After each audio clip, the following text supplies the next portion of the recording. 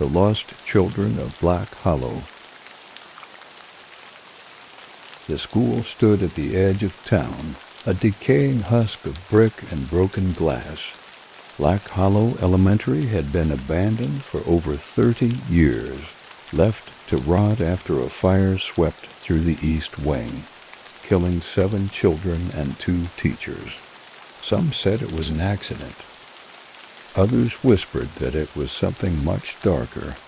Whatever the truth, the town had left the school to the elements, too afraid to tear it down. But that hadn't stopped the stories. Kids who wandered too close to the school at night swore they heard children's laughter drifting through the empty hallways. Some even claimed to have seen small figures moving behind the broken windows. Of course, nobody ever stayed long enough to find out if it was real, except for those who never came back. And yet, here we were. "I can't believe we're actually doing this," Mia said, hugging her jacket close against the cold autumn wind. Her dark hair whipped around her face as she stood at the rusted chain-link gate. "It's just a building," Darren said with a smirk, already climbing over the gate. "What's the worst that could happen?" "You mean besides getting arrested for trespassing?" Chloe muttered, pulling her hoodie tight over her head. Darren hopped down on the other side and turned to face us, grinning. "Relax. Who's gonna care? This place is practically falling apart." Mia and I exchanged a look. She was nervous. Hell, so was I, but Darren always had a way of talking people into things, usually things that got us into trouble. "Come on," Darren called. "You guys aren't scared, are you?" Mia sighed. "Screw it. Let's get this over with." She climbed over the gate, and I followed, the chain link rattling under my weight. Chloe hesitated at the base of the fence. "If we get caught," she said. "We won't," Darren said. "Trust me." Chloe's eyes narrowed. "That's exactly what you said before we got busted at the quarry." "Different situation." "Was it?" I held out a hand. "Come on, Chloe, we've come this far." She groaned, then climbed over. As soon as her feet hit the ground, Darren started walking toward the school's main entrance. It was worse up close. The windows were shattered, jagged pieces of glass clinging to the edges like broken teeth. Vines crept up the brick walls, wrapping around the crumbling mortar like veins. The double doors were scarred with graffiti and warped from years of exposure. "Front doors locked," Darren said, yanking on the rusted handle. "We'll have to find another way in." We walked around the side of the building, stepping over broken branches and chunks of concrete. At the back of the school, Darren found a window that had been forced open. The glass was shattered, the edges stained with rust-colored streaks. "After you," Darren said with a grin. "Asshole," I muttered as I boosted myself up and crawled through. I landed in what must have been a classroom. The floor was warped and stained, covered in dust and bits of plaster from the ceiling. The blackboard was cracked down the middle, and faded posters of the alphabet and multiplication tables clung desperately to the peeling walls. Mia climbed through next, followed by Chloe and Darren. "Wow," Chloe said, glancing around. "This place is a disaster." "It's been abandoned for 30 years, I said. "So why does it still smell like smoke?" Mia asked. I inhaled. She was right. Beneath the scent of mildew and rotting wood was something darker, acrid, the unmistakable bite of burned flesh and ash. "Cool," Darren said, pulling out his phone. "I'm going to get some sick footage of this." "Darren." "No." Too late.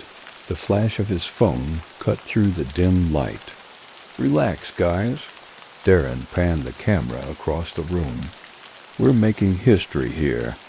No, we're making bad decisions, Chloe muttered. I stepped toward the door and pushed it open. The hallway stretched into the darkness, the far end lost in shadow. Rows of lockers stood like tombstones, their doors hanging open. The floor was littered with crumpled papers and broken glass. I don't like this, Mia whispered. Come on, Darren said. Let's check it out. I'm not going down there, Chloe said. Then stay here, Darren shrugged, stepping into the hall. Mia shot me a worried look. We can't let him go alone. Yeah, I said, we can, but Mia was already following him. I sighed and went after her, with Chloe reluctantly bringing up the rear. We walked down the hall in a single line, our footsteps crunching over debris.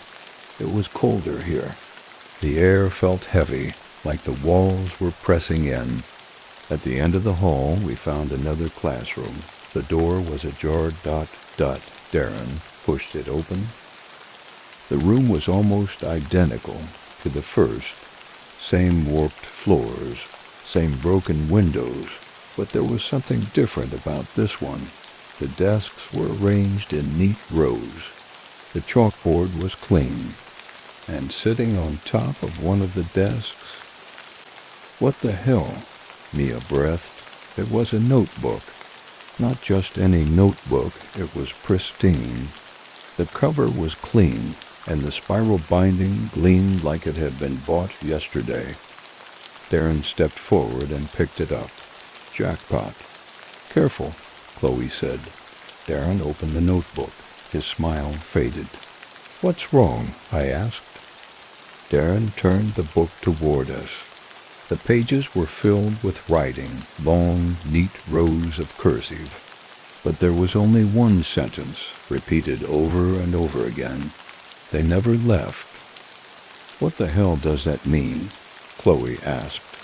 Darren flipped through more pages. Every single one contained the same message. They never left. Mia took a step back. We should go. Darren ignored her, turning to the last page. There was only one line written at the bottom. They're watching. The temperature seemed to drop 10 degrees. Okay, Chloe said. Now I'm seriously freaked out. I think we should leave, I said. Darren laughed. Come on, it's just a prank. Someone probably left this here to scare trespassers. Then why does it look brand new? Mia asked. Darren was about to say something when the door to the classroom suddenly slammed shut. We all jumped. Okay, that wasn't funny, Darren said, stepping toward the door. He pulled on the handle. It didn't budge. Darren? I said, Dot. It's stuck. He tugged harder. It's jammed or something. A loud crash sounded from the hallway. What was that? Mia whispered. Darren pounded on the door. Hey, is someone out there? Another crash, closer this time, and then footsteps. Slow, measured, coming down the hall toward us. Darren, open the door, Chloe screamed. I'm trying. The footsteps stopped just outside the room. My heart was hammering in my chest. I could see Mia shaking, her hands clamped over her mouth. From the other side of the door came a sound, a low, guttural whisper. They never left. And then the lights went out. The lights didn't come back on. Darkness swallowed the classroom, thick and absolute. I could hear the sound of Mia's breathing, fast and shallow, and the sound of Chloe fumbling for her phone. The only light came from Darren's phone screen, casting a pale glow over his face. Okay, Darren muttered, pressing his shoulder against the door and pushing. It's stuck. It's really stuck. No shit, Chloe hissed. Let me try. I shoved Darren aside and grabbed the handle. It wouldn't budge. I pulled harder, feeling the metal strain under my grip. "Keep it down," Mia whispered. "We don't know who's out there."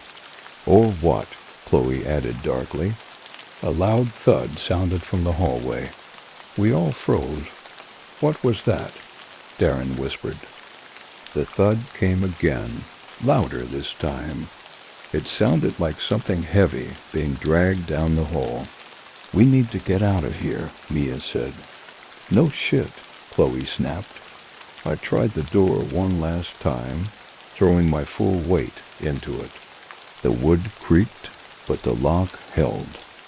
The dragging sound stopped. Footsteps followed, slow and deliberate, just outside the door. Tap, tap. I pressed my ear to the wood, straining to hear. My pulse hammered in my ears. Then a voice, a child's voice. "Help us." My breath hitched. Mia's eyes widened. Chloe shook her head slowly, tears glistening in her eyes. "That's not real," Darren said. The voice came again, louder. "Help us, please." "I don't think it's asking for help," Chloe whispered. The footsteps moved away, fading down the hall. I exhaled, trying to calm the tremor in my hands. "Okay, we need to find another way out." "There's got to be a window or something," Darren said. Mia pointed to the far wall. "There's a vent over there." It was small, maybe just big enough for one of us to squeeze through. "Are you serious?" Chloe asked. "Do you want to stay here?" Mia shot back. Without waiting for an answer, Darren climbed onto one of the desks and yanked at the grate covering the vent. It gave with a loud metallic groan, falling to the floor with a clang. "Okay," Darren said. "Who's going first?" Nobody moved. "Damn it," Darren muttered. "Fine, I'll go." He hoisted himself up and crawled into the vent, the metal creaking beneath his weight. "Follow me," his voice echoed from inside. Mia climbed up next, then Chloe. I followed last, gripping the edges of the vent and pulling myself in. The walls were cold and damp beneath my hands. "Where does this lead?" Chloe asked. "Hopefully outside," Darren's voice floated back.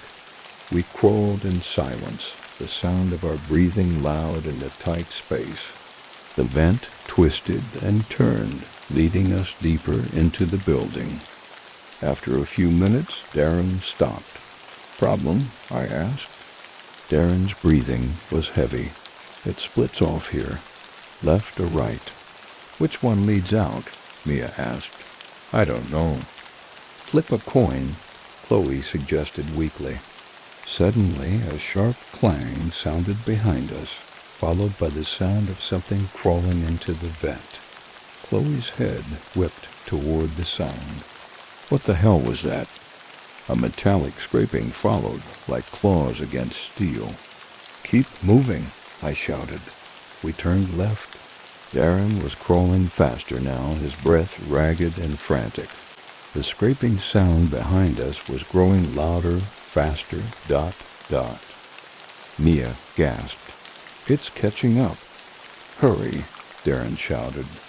We rounded another corner, but the vent was narrowing. I could barely move my shoulders. The sound of scraping claws was right behind me, dot, dot. I twisted around and saw something. A face, pale and hollow, pressed against the metal grating behind me. Dark eyes peered at me through the narrow slits. A mouth stretched into an unnatural grin, too wide, too thin. "Found you?" it whispered, dot, dot.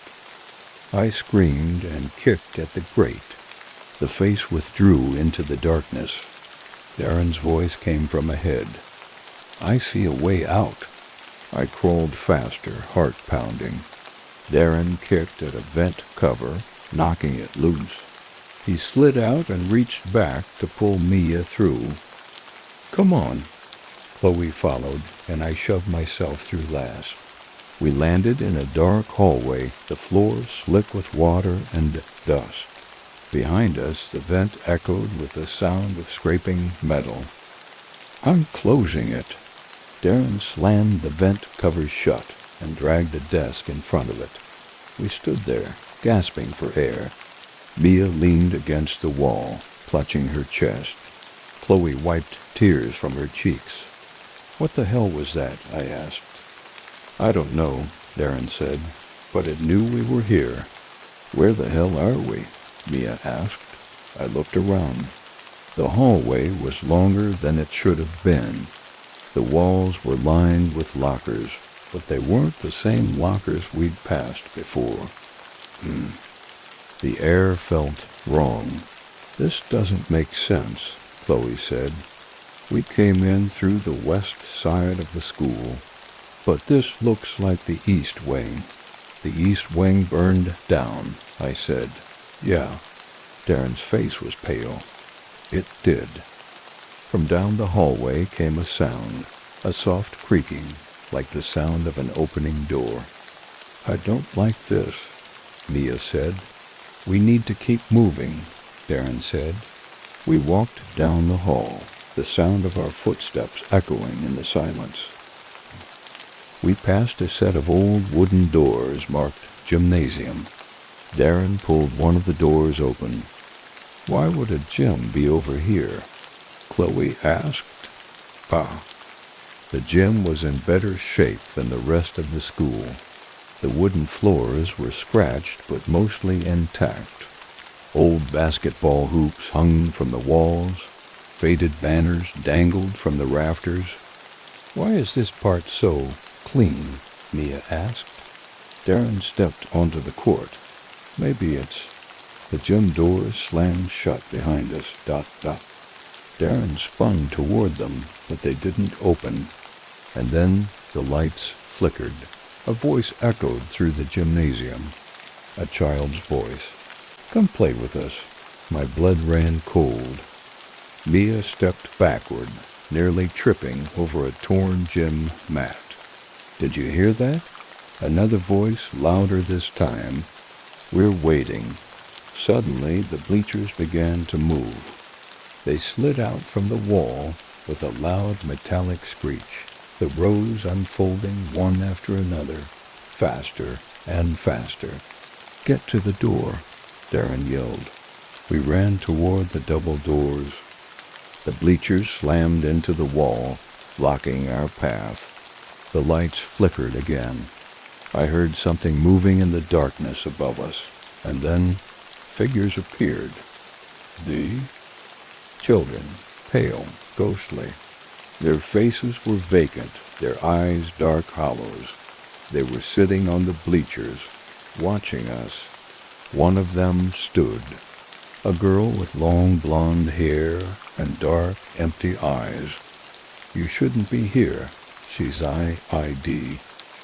"We're trying to leave," Mia said, her voice shaking. "You can't." Chloe grabbed my arm. "What do they want?" The girl smiled. "To play. The floorboards beneath us began to creak. Suddenly, hands shot up from the floor, pale, gray hands grasping at our ankles. I screamed, kicking at the hands. Darren pulled Mia free as I yanked Chloe away. "We have to get out of here," I shouted. But the children on the bleachers were standing now, moving toward us. The blonde girl's smile widened. "Stay with us?" And the lights went out? The gymnasium went pitch black.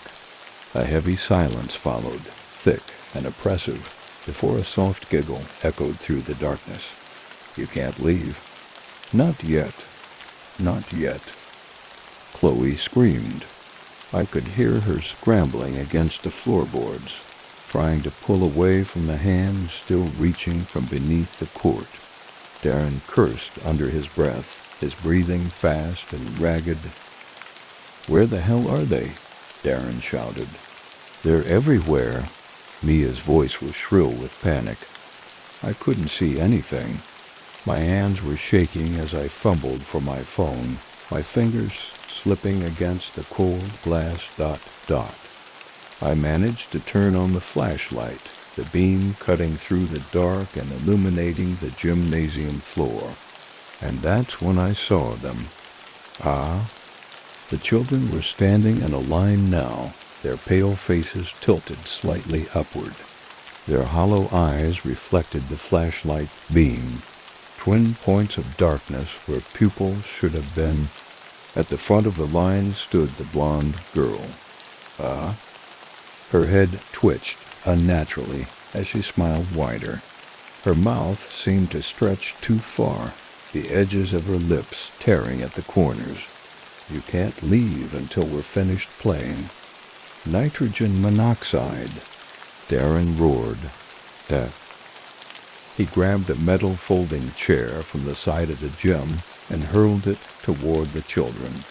It passed straight through them, landing with a loud clang on the floor. The blonde girl's smile deepened. "That's not very nice." "Bah!" A deep rumbling noise filled the gymnasium. The floor beneath us trembled, vibrating beneath my knees. The sound was low at first, then it grew, rising into a deafening roar. Suddenly, the gym floor split open down the middle. The wooden panels groaned and tore apart, revealing blackness beneath. Something moved in that blackness. "Run!" I screamed. We sprinted toward the exit, but the doors were gone. There was nothing but a smooth concrete wall where the exit had been. Chloe screamed, "Nitrogen monoxide. Where's the door? Where's the fucking door?" The children on the bleachers began to hum, a low, dissonant tune. It was a nursery rhyme. "Ring around the rosy." Darren pounded his fists against the wall. "There's got to be another way out." The floor beneath us began to shift and crack. Dark tendrils snaked upward from the fissure, curling and twisting toward us, Mia shrieked as one of the tendrils wrapped around her ankle and yanked her toward the opening. "No!" I grabbed her hand. Mia's nails dug into my wrist as I pulled. Darren dropped down next to me, grabbing her other arm. "Ashes, ashes." Chloe stumbled backward, her eyes wide with terror, as the blonde girl stepped off the bleachers. "We all..." "Aw." The blonde girl's face was distorting now, her mouth splitting wider, her eyes stretching and darkening. "Fall down." A scream erupted from Mia's throat as the tendril tightened around her leg. Her body was sliding toward the hole. I felt my grip slipping. "Help me!" I shouted. Darren's face twisted with strain as he pulled harder. Chloe ran to Mia's side, wrapping her arms around her waist. The blonde girl's eyes glowed in the dark. "Let her go. She belongs to us now." "Over my dead body," Darren growled. Mia screamed as the tendril pulled harder, until finally Darren roared and yanked hard enough to rip Mia free. She tumbled backward into Chloe's arms. The tendril reared back, then shot toward me, I barely rolled aside in time. The dark limb smashed into the floorboards, splintering the wood beneath me. "Through the bleachers," Darren shouted. "What? There's a door." I glanced at the bleachers, and then I saw it. A small doorway, barely visible in the shadows behind the rows of seats. Darren grabbed Mia and practically dragged her toward it. Chloe was close behind. I stumbled to my feet, heart hammering in my chest, and ran after them. Behind us, the blonde girl screamed, a high-pitched, unnatural wail that rattled the air. The other children were moving now, fast. Their limbs jerked unnaturally as they sprinted across the court toward us. We reached the bleachers. Darren kicked open the door, ... In! Go! Mia ran through. Chloe followed. Darren grabbed my arm and shoved me inside, just as the blonde girl's hand closed around his ankle. "Darren," I screamed. "I?" He twisted, kicked at her face, and scrambled through the door. He slammed it behind him. We stumbled into a narrow hallway, dark and cold. Faint emergency lights flickered along the ceiling. "Keep moving," Darren barked.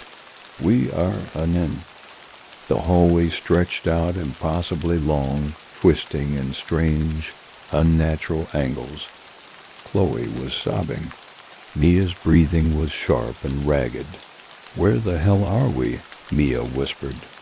"I don't know," Darren said. We reached a rusted metal door at the end of the corridor. Darren shoved it open. The next room was a classroom, but it was wrong. The desks were overturned. Rotten papers littered the floor. The chalkboard was covered in strange symbols, carved deep into the slate ... Chloe stepped toward the board. "What is this?" Suddenly the symbols began to glow, and from the darkness behind the board a figure emerged. It was a woman. She wore an old-fashioned nurse's uniform. Her face was pale and cracked like porcelain, and her eyes were bottomless black holes. "Children should stay in their seats," she whispered. Chloe screamed as the woman floated toward us. Darren grabbed a chair and hurled it at her. It passed through her body. She smiled. "Class is not dismissed." "Huh?" The floor beneath us began to crack and peel. Hands shot up from the floor again, clawing at our ankles. I grabbed Chloe, yanking her free from the grasping hands. Darren pulled Mia toward the back of the room. "There," Darren shouted. "There." Another door ... We ran for it. The nurse shrieked, her mouth stretching open, unnaturally wide. From inside her mouth came a sound like hundreds of voices screaming at once ... We crashed through the door and fell into open air. I hit the ground hard, my breath knocked from my chest. Grass, cool air. I sat up. We were outside. Behind us stood the school, dark and lifeless. The gym windows were black, no movement, no sound. I turned to Darren. He was holding Mia. Chloe was sitting on the grass, shaking violently. We made it?" Chloe whispered. "I think so," Darren said. I stood. My head was swimming. My hands were still shaking. And then I saw it in one of the second-floor windows. A face. The blonde girl. She smiled. Her mouth formed silent words. "One. See you soon?" I shuddered. "We need to go," I said. We stumbled down the path toward the street. A police car was parked at the curb. An officer was stepping out, shining a flashlight toward US. "You kids okay?" he called. Darren nodded slowly. "Yeah, I think we are. I looked back one last time. The school was gone." The lot was empty, an overgrown patch of dirt and grass. "What the hell?" Mia whispered. The officer was talking to Darren now. I couldn't hear what he was saying. All I could hear was the echo of that nursery rhyme in my head. "Ring around the rosy." We never spoke about it again, but sometimes late at night I hear them laughing, calling my name, waiting, and I know that one day they'll come back for me, because school's not out forever. Bye.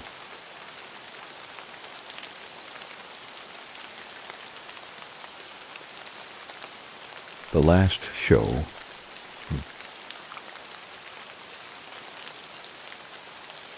The letter arrived in the middle of the night. I didn't see who delivered it, but when I woke up and went to the door, there it was, a crimson envelope with gold filigree resting on the welcome mat. My name was scrawled on the front in an elegant, looping script. To Emma. My first thought was that it was a prank.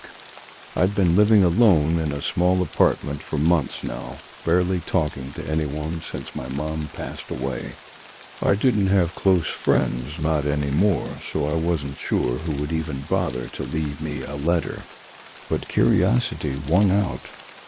I picked it up and slid my finger under the seal.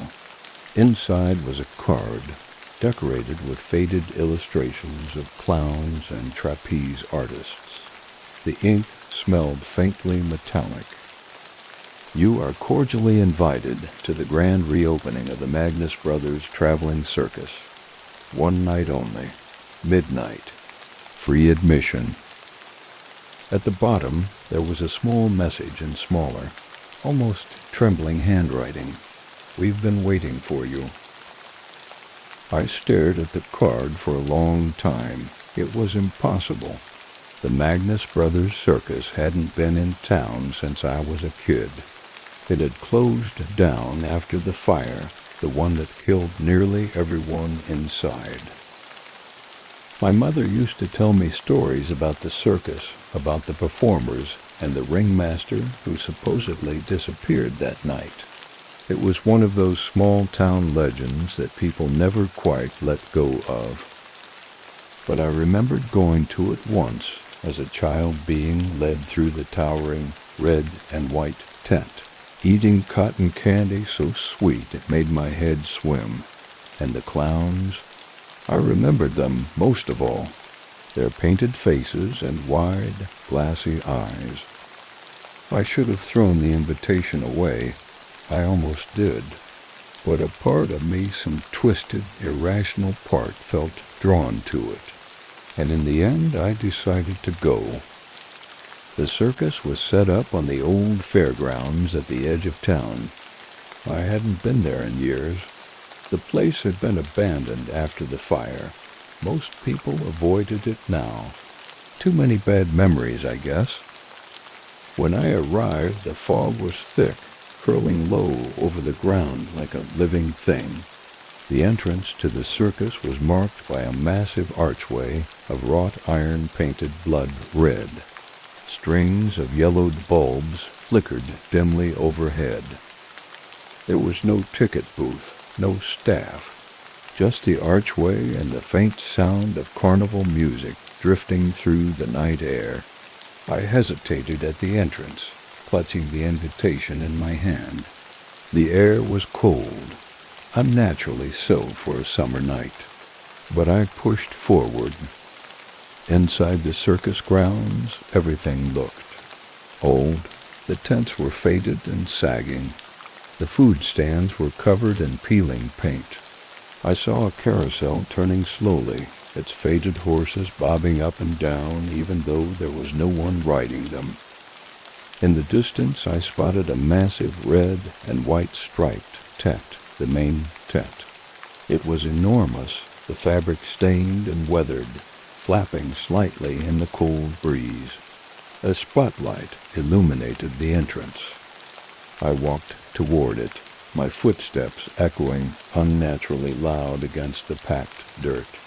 As I reached the entrance, a figure stepped out from the shadows, a clown. Its outfit was faded red and yellow, its makeup cracked and peeling. Its smile was too wide, the corners of its mouth painted up toward its cheeks. A small red nose was glued to its face, and its glassy black eyes glinted under the spotlight. "Welcome," it said, bowing low. Its voice was gravelly and unnatural, like something dead was trying to sound alive. "We've been waiting for you." I hesitated. My instinct was to run. But the clown's eyes locked onto mine. "You must be Emma," it said. I took a shaky step back. "How do you know my name?" The clown smiled wider, revealing yellowed teeth beneath the painted mouth. The show was about to begin. Suddenly the sound of a bell rang through the air, a low, deep sound that made my chest vibrate. The clown stepped aside, gesturing toward the entrance of the big top. "You don't want to be late," it said. I wanted to leave. Every nerve in my body screamed at me to turn and run. But something in me, something dark, wanted to know what was inside that tent. I took a deep breath and stepped through the entrance. Inside the big top, the atmosphere was wrong. The seating was arranged in a perfect circle, the chairs covered in old velvet. Dozens of people were already seated, their faces blank, lifeless. Their eyes followed me as I walked down the aisle. The center ring was empty, save for a lone spotlight illuminating the dirt floor. The air smelled of mildew and rot. I found a seat near the back and sat down, my heart hammering in my chest. The other guests were so still, too still, they barely blinked. Suddenly the lights went down. A deep red glow spread through the tent. The carnival music returned warped and distorted, like it was playing from a broken record. "Ladies and gentlemen," a voice boomed from the shadows. "Welcome to the Magnus Brothers Traveling Circus." The crowd erupted into applause. I didn't. The ringmaster stepped into the spotlight. He was tall and thin, dressed in a crimson tailcoat and a top hat. His face was pale and sunken, his eyes deep black pits that reflected the red light. "We have a very special guest tonight," he said, gesturing to. The spotlight swung toward me, nearly blinding me. I raised a hand to shield my eyes. "Emma," the ringmaster said, his smile widening. "Welcome home." I froze. My blood ran cold. "I don't understand." "Ah, but you will," he said. "You were meant to be here. You were meant to join the family." The spotlight dimmed. The ringmaster raised one gloved hand. "Let the show begin." The music swelled. The curtain at the edge of the ring was pulled aside, and the first act entered. It was a man on stilts, only his legs were too thin, too long. His arms dangled unnaturally at his sides. His mouth opened wide, wider than any human mouth should. He walked toward the center of the ring, his bones cracking with each step. Another figure followed. A woman on a unicycle, but she had no legs. Her torso was twisted unnaturally, her mouth stretched into a grotesque smile.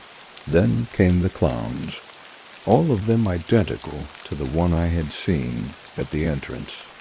Their painted faces were cracked and peeling, their black eyes wide. They surrounded the ring, their heads turning toward me in unison.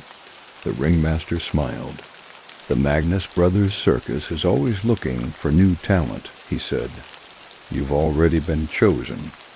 I stumbled to my feet, my breath coming in short gasps. I don't want to be part of this." "You don't have a choice," the ringmaster replied. The clowns began moving toward me, their grins widening. I turned and ran toward the exit only to find the tent flap sewn shut. "You can't leave," the ringmaster said. His smile widened until it split his face. "You're part of the family now." The clowns were closing in. I screamed. And above it all, the ringmaster's voice rose in a chilling, triumphant tone. "Welcome to the show." I ran toward the exit, my heart hammering so loudly I could barely hear the carnival music rising in a twisted crescendo behind me. The flaps of the big top were still sewn shut.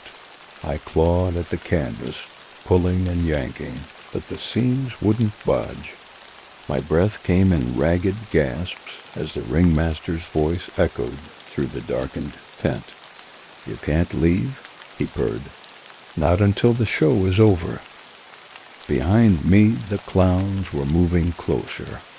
Their painted faces were twisted into grotesque grins, their glassy black eyes unblinking. One of them reached toward me with long, gloved fingers. Its hand opened unnaturally wide, the bones inside cracking as it stretched toward my throat. I stumbled backward, tears burning my eyes. My gaze darted around the tent. There had to be another way out. Then I saw a dark opening at the side of the ring, half hidden behind a torn curtain. I didn't think. I just ran. My feet pounded across the dirt floor as I ducked through the opening.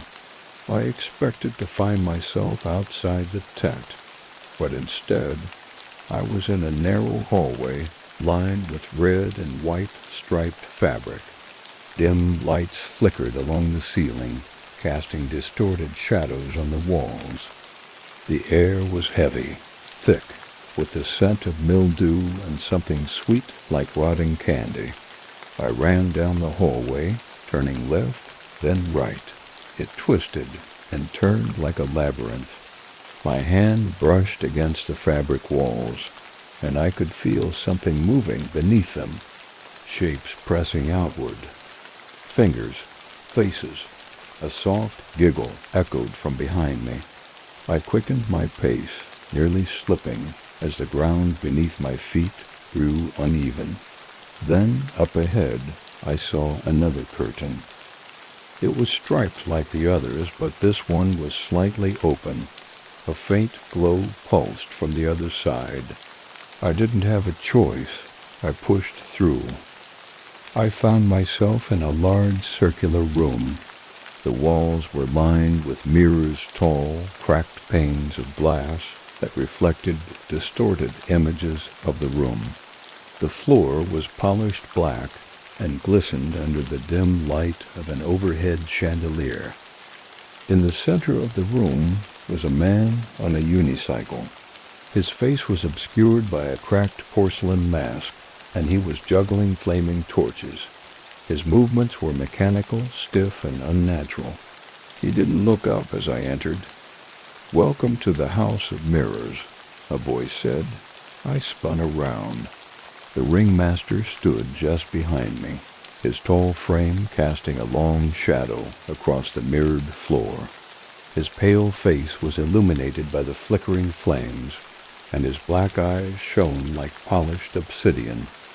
"You're very special, Emma," he said. "We've been waiting for you for a long time." "I don't understand," I said, my back pressing against one of the mirrors. "Why me?" "Because you belong here." His smile widened, stretching too far across his face. "You've always belonged here." "No," I whispered. "That's not true." The ringmaster chuckled, the sound low and cruel. But it is." He gestured toward the mirrors. "See for yourself." I hesitated. "Go on," he said. "You want answers, don't you?" Slowly, I turned toward the nearest mirror. My reflection stared back at me, wide-eyed, trembling. But then the image changed. My face warped and stretched, my mouth opening in a silent scream as black veins spread across my skin. My eyes darkened, turning into twin black pits. My reflection smiled. Behind it, I saw shapes emerging from the darkness. The clowns, the thin man on stilts, the legless woman on the unicycle, the fire breather whose mouth was sewn shut, and the ringmaster. They were all standing behind my reflection, watching, smiling. "No," I breathed, stepping back. "This isn't real." "Oh, it's very real," the ringmaster said. "And it's only the beginning." The mirrors shattered. A deafening sound exploded through the room as the glass splintered into jagged shards. My reflection remained frozen in the broken glass, smiling as I stumbled backward. The unicyclist in the center of the room raised one hand. The torches he'd been juggling fell to the floor, igniting the black surface beneath him. Fire spread in a jagged circle, cutting me off from the exit. "Let's play a game," the ringmaster said. My heart slammed against my ribs as the ground beneath my feet began to shift. The floor was breaking apart, pieces of black stone lifting into the air as if gravity itself was unraveling. "Find the real exit, and you'll go free," the ringmaster said. "Fail, and you'll stay here forever." The flames were creeping toward me. My skin burned from the heat. I turned toward the broken mirrors. One of them was still intact, reflecting not the burning room, but a hallway lined with dim lights. A door at the end of the hall was slightly ajar. A way out, I ran toward the mirror. The ringmaster's voice rose behind me, filled with dark amusement. "Ah, but which is the real exit?" I reached the mirror and threw myself against it. My body passed through cold glass. I tumbled forward, landing hard on the floor of a narrow corridor. I sat up, coughing. The hallway was dark and cold. My hands were shaking as I pulled myself to my feet. I looked behind me. The mirror was gone. But there was something ahead. A figure standing at the end of the corridor. It was a boy no older than 10. He was barefoot, wearing tattered pajamas. His eyes were wide and frightened. "Are you okay?" I asked, taking a cautious step toward him. He didn't answer. "Hey, it's okay. I'm not going to hurt you." The boy slowly raised one hand and pointed toward something behind me. I turned. The ringmaster stood there, his top hat slightly askew. His pale face was twisted into something monstrous.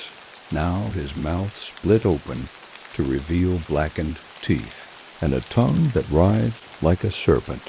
"You're doing so well," he whispered. The floor beneath me trembled. Red and white striped fabric peeled away from the walls, revealing black, rotting wood beneath. The air grew thick with the scent of decay and burning flesh. The boy's expression twisted into a smile. His eyes darkened, turning into black pools, ... I stumbled backward, heart hammering. What is this?" "It's the circus," the ringmaster said.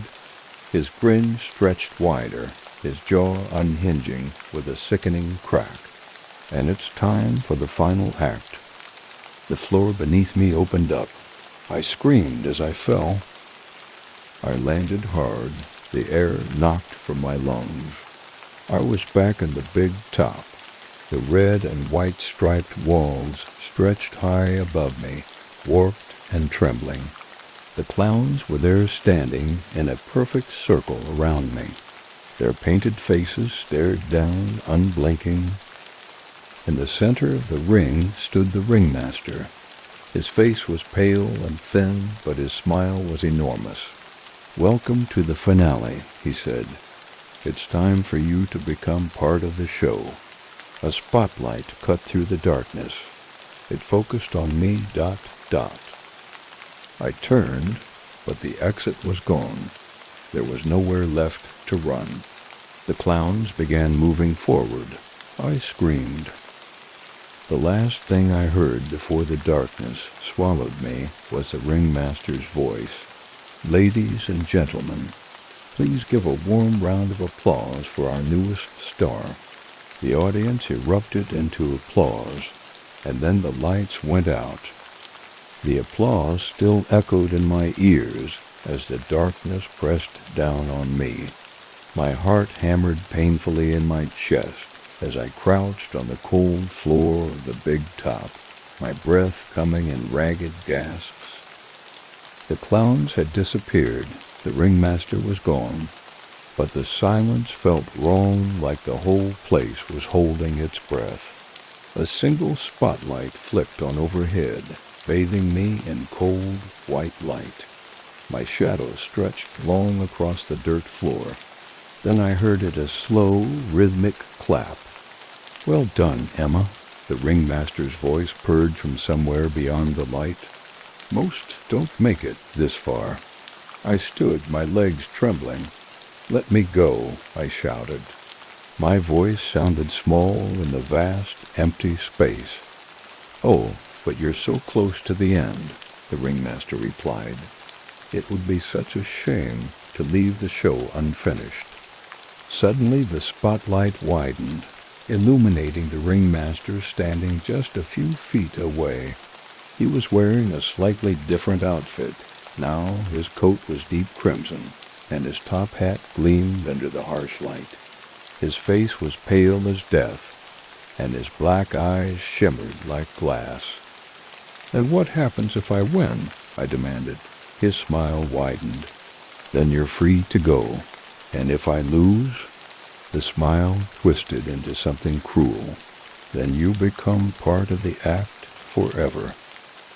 Behind him, the striped walls of the big top began to ripple and pulse, as though the fabric were alive. Shapes were moving beneath the surface, faces pressing outward, distorted and screaming. The air grew heavy with the scent of burning wax and rotting flesh. My stomach twisted violently. "You've almost made it," the ringmaster continued, pacing toward me. "But there's one last act." A set of red velvet curtains parted behind him. Beyond them I could see a long, narrow corridor. Flickering lanterns lined the walls, casting oily yellow light onto the damp floor. "At the end of the hall," the ringmaster said, "there's a door. Walk through it, and you win the game." I narrowed my eyes. "What's the catch?" "No catch," he said, his smile sharp as a knife. "But the hall is tricky." I swallowed hard. My gaze drifted toward the corridor. "You could always stay," the ringmaster added, his voice smooth as silk. "Join the show. We could use a star performer." "Go to hell," I spat. The ringmaster's smile didn't falter. He simply gestured toward the corridor. "Then, by all means, good luck." I forced my legs to move toward the hallway, even though every nerve in my body screamed at me to stop. As I passed through the curtain, the sounds of the carnival dimmed. The hallway stretched out before me, longer than it should have been. The floor was damp beneath my feet, and the walls were slick with moisture. I couldn't tell if it was water or something worse. I took a hesitant step forward. A soft giggle echoed through the hall. "Emma," a child's voice whispered. I froze. My head snapped toward the sound. A little girl stood further down the hallway. Her face was hidden in shadow, but I could see her bare feet and the hem of a dirty white dress. "Emma," she whispered again. Who are you?" The girl's head tilted unnaturally to one side. "Don't you remember me?" My breath hitched. Suddenly she began to walk toward me. Her bare feet made wet, slapping sounds against the floor. I stumbled back as she came closer. "No, stay back." She stopped, standing barely 5 feet away. Slowly her face lifted into the lantern light. My heart stopped. It was me, Dot. The little girl had my face, but younger, maybe 8 or 9 years old. Her eyes were pitch black, and when she smiled, her lips curled too wide. "You can't leave," she whispered. "Not without me." My mind reeled. "You're not real." The girl's smile sharpened. "Neither are you." The walls of the corridor trembled. The lanterns flickered and dimmed. I could hear wet, slithering sounds coming from the shadows. The air grew colder, and the scent of rotting flesh intensified. "I'm you," the girl said softly, "and you belong here." I shook my head. "No. You were always part of the show," the girl continued, stepping closer. "Don't you remember? ... And then the memories hit me, flashes of something I didn't understand. A circus tent, laughter, faces painted in grotesque masks, hands pulling me into the dark. "No," I whispered. That wasn't me." "Wasn't it?" The girl's black eyes gleamed. A shape moved behind her. The ringmaster's tall figure emerged from the shadows, his smile cutting across his pale face. "It's time to make a decision," he said. Behind him, the hallway was twisting, the walls writhing as dozens of pale, glassy eyes opened in the dark. Long arms emerged from the walls, gnarled and clawed. "You can join us," the ringmaster said, "or you can walk through the door." The girl smiled. "Stay with me." The walls began to close in. The hallway narrowed. My breath quickened. I could see the door now barely 20 feet away. A sliver of white light glowed beneath it. "You'll never make it," the ringmaster purred. "You can't outrun who you really are." I backed toward the door. The girl's face twisted, her black eyes narrowing.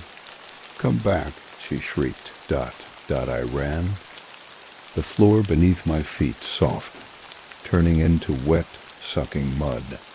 Clawed hands shot from the walls, grabbing at my ankles. I stumbled, nearly falling. The girl's voice rose into a scream of rage.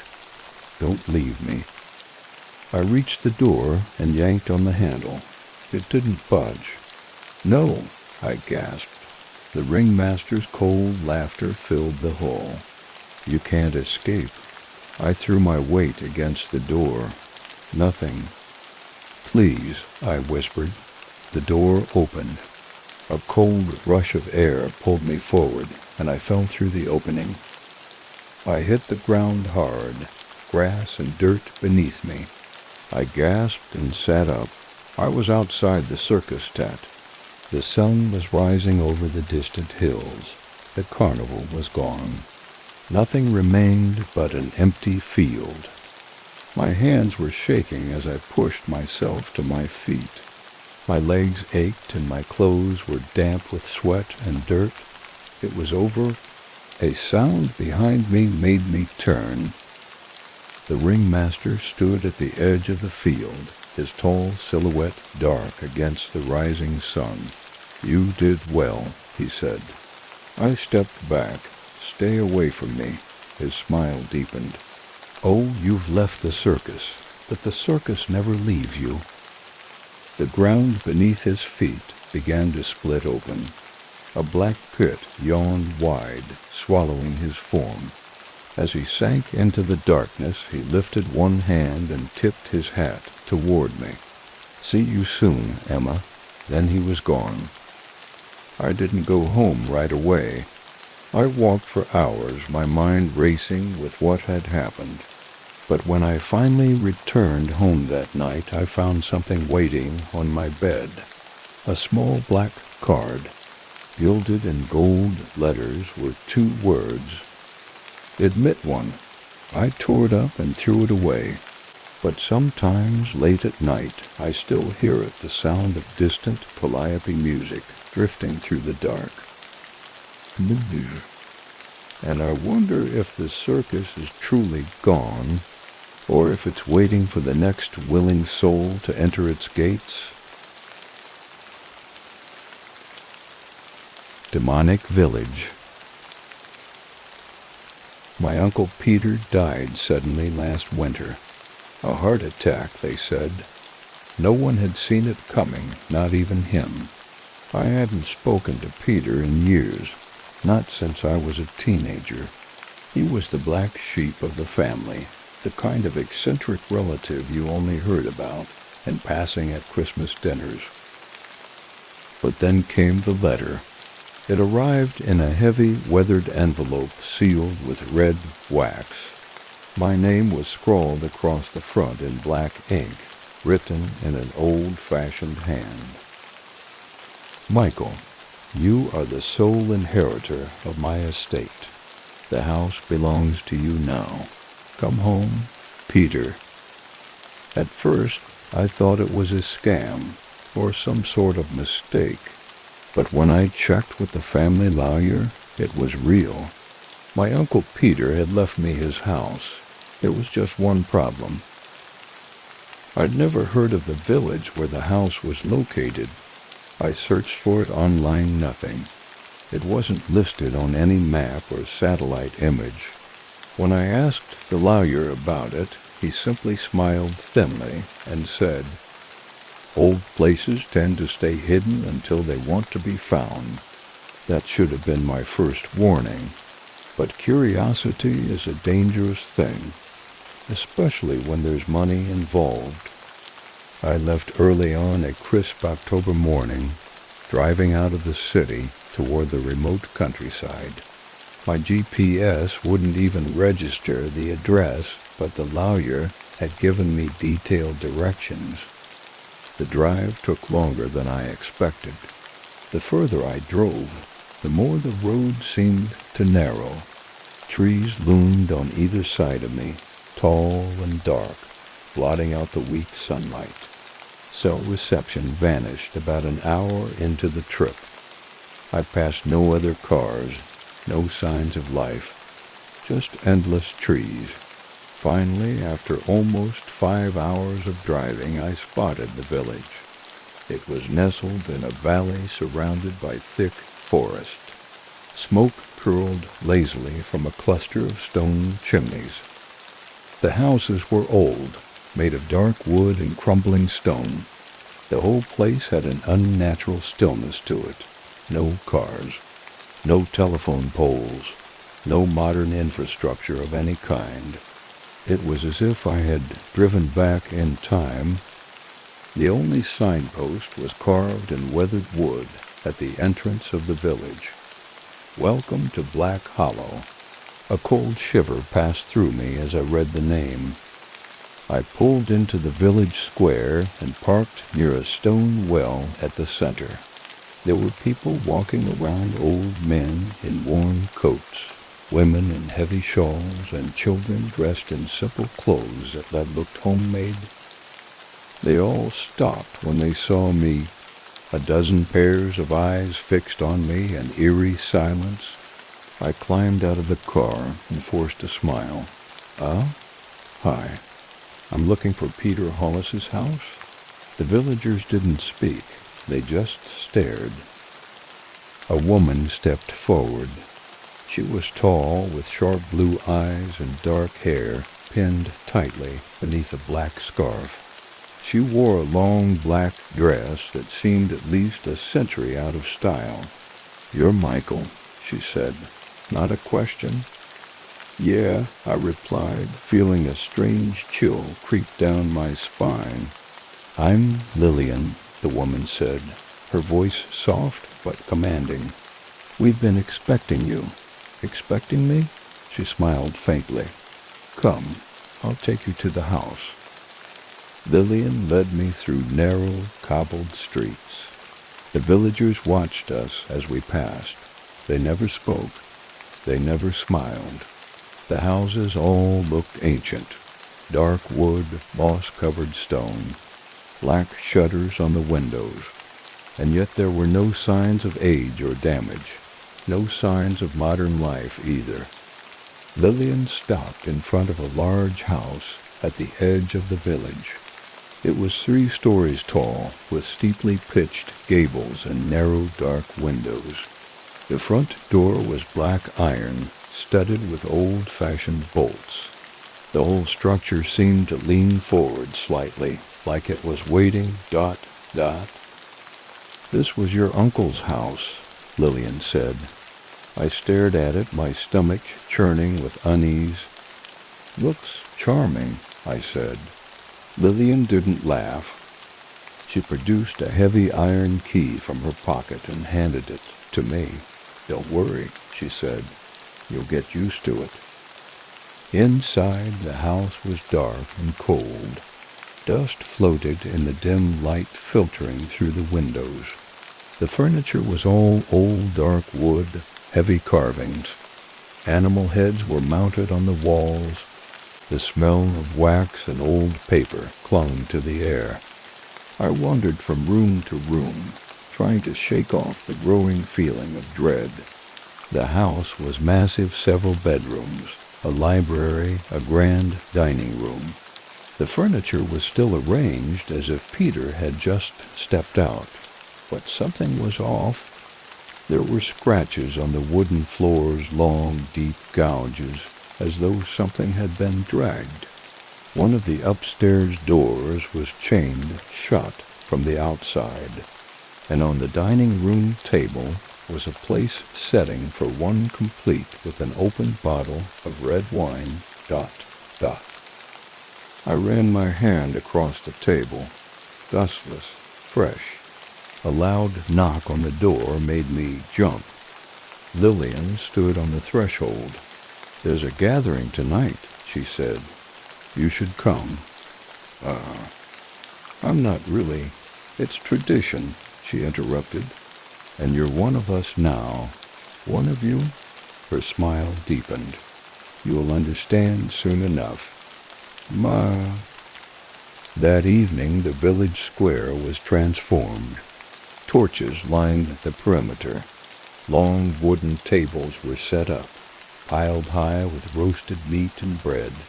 The villagers gathered, dressed in dark robes and old-fashioned coats.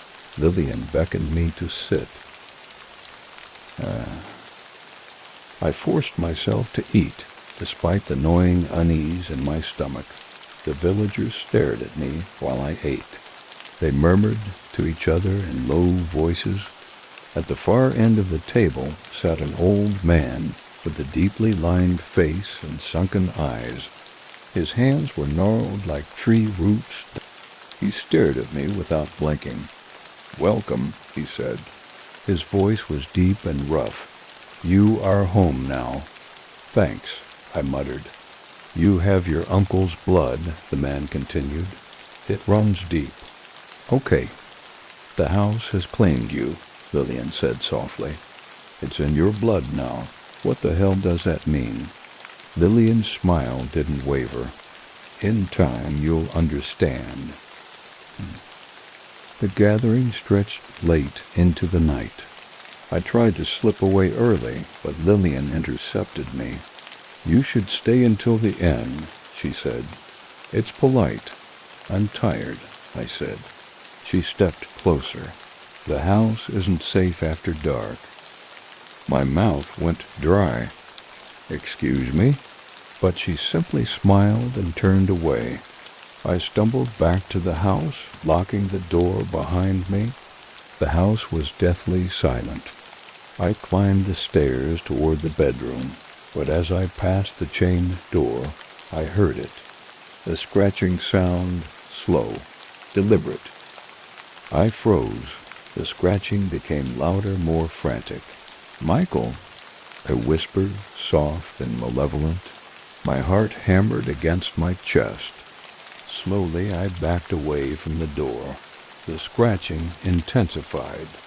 The sound of fingernails on wood. I stumbled into my bedroom, locked the door, and climbed under the covers. My breath came in shallow gasps. Then I heard it again, outside my window. The sound of nails on glass, slow, scratching. I forced myself to look. Bah. Outside in the dark, I saw them. Pale faces peering through the glass. Empty black eyes. Wide, twisted grins. Their hands scraped at the glass. One of them whispered my name. Michael, come outside. I squeezed my eyes shut, and then just before sleep claimed me, I heard the front door creak open downstairs. I woke to the sound of footsteps. They were soft and measured, moving along the upstairs hallway outside my bedroom door. For a moment I thought I was still dreaming, but the heavy creak of the floorboards and the deliberate pace of the steps told me otherwise. I sat up, heart hammering, listening. The footsteps stopped just outside my door. I held my breath, staring at the crack beneath the door. I could see a shadow. Someone was standing there. Slowly, the handle began to turn. My body tensed. I threw myself out of bed, grabbing the nearest object, a heavy brass lamp, and raised it over my head. The handle turned all the way. Then it stopped. Whoever was on the other side seemed to hesitate, and then, just as slowly, the handle clicked back into place. The footsteps receded down the hall. I stood there for a long time, lamp raised, heart racing. Finally, I forced myself to move. I unlocked the door and yanked it open. The hallway was empty. The next morning, Lillian was waiting for me outside the house. She was wearing the same black dress, her hands clasped behind her back. Her eyes gleamed with unsettling calm. "You look tired," she said. "Someone was in the house last night," I said. Her expression didn't change. "You must have been dreaming," she replied. "I wasn't dreaming." Lillian smiled faintly. "It's an old house. Old houses make noise." "There were footsteps," I insisted, "and someone tried to open my door." Her smile widened, but it didn't reach her eyes. "You'll get used to it." "Get used to what?" She didn't answer. Instead, she stepped closer and took my hand. Her skin was cold and dry. "Come," she said softly. "There's someone you need to meet." Lillian led me through the village toward a building I hadn't noticed before. It was a church, small and crooked, with a sagging steeple and stained glass windows so caked with grime that no light passed through them. Inside, the air was stale and cold. Wooden pews stood in uneven rows, and the altar was bare except for a single brass bowl. An old man sat in the front pew. It was the same man I'd seen at the feast, the one with the gnarled hands and sunken eyes. "This is Father Gregory," Lillian said. The old man turned his head toward me. His eyes were milky white, but his gaze was sharp and penetrating. "You've come home," Gregory said. His voice was rough, like stones grinding together. "I'm not staying," I replied. Gregory smiled thinly. "Ah, that's what Peter said too." At first, I froze. "What are you talking about?" The old man's smile deepened. "Your uncle thought he could leave, but he learned, just as you will." I turned toward Lillian. What the hell was he talking about? Lillian's expression remained calm. "Peter was chosen," Gregory said, "just as you have been." "Chosen for what?" "Blood," Gregory said simply. The temperature in the room seemed to drop several degrees. "I'm leaving," I said, stepping back toward the door. "You can try," Gregory replied, "but you won't get far." I didn't stick around to hear more. I stormed out of the church, ignoring Lillian's voice calling after me. I headed back toward the house, heart racing, anger bubbling beneath my skin. As soon as I reached the front door, I packed a bag. Screw the inheritance. Screw the house. None of this was normal. I threw the bag over my shoulder and marched toward my car. The village was strangely quiet.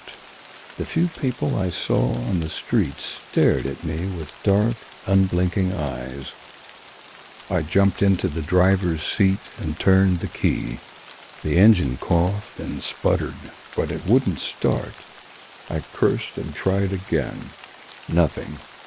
I climbed out and opened the hood. The battery cables were gone, completely missing. Someone had sabotaged the car. A shadow moved behind me. I spun around and saw a figure standing at the edge of the village square. It was a man, tall and thin, dressed in an old brown coat. He smiled when he saw me looking. Then he raised one hand and slowly drew his thumb across his throat.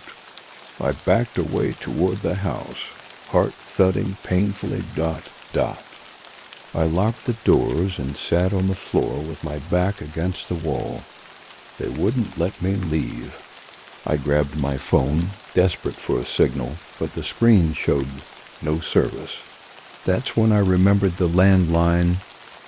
I scrambled to the kitchen and picked up the old rotary phone mounted on the wall. I dialed 911. The line clicked. Then I heard breathing. Slow. Wet. Michael. My blood turned to ice. You're not going anywhere. Click. I didn't sleep that night. I sat on the floor with my back against the wall, clutching a kitchen knife I'd found in the drawer. At some point, maybe around midnight, I heard something outside. Scratching. It started at the front door, then moved to the windows. Slow, deliberate scratching. Nails on glass. Then I heard it. A soft, melodic humming. A woman's voice. I crept toward the window, heart hammering. I forced myself to peek through the curtain. Lillian stood in the front yard. Her face was pale and calm, her dark eyes half-lidded as she swayed slightly, humming an unfamiliar tune. Behind her stood a dozen villagers. They were still and silent. Their eyes gleamed in the moonlight. Lillian's eyes met mine through the glass. She smiled.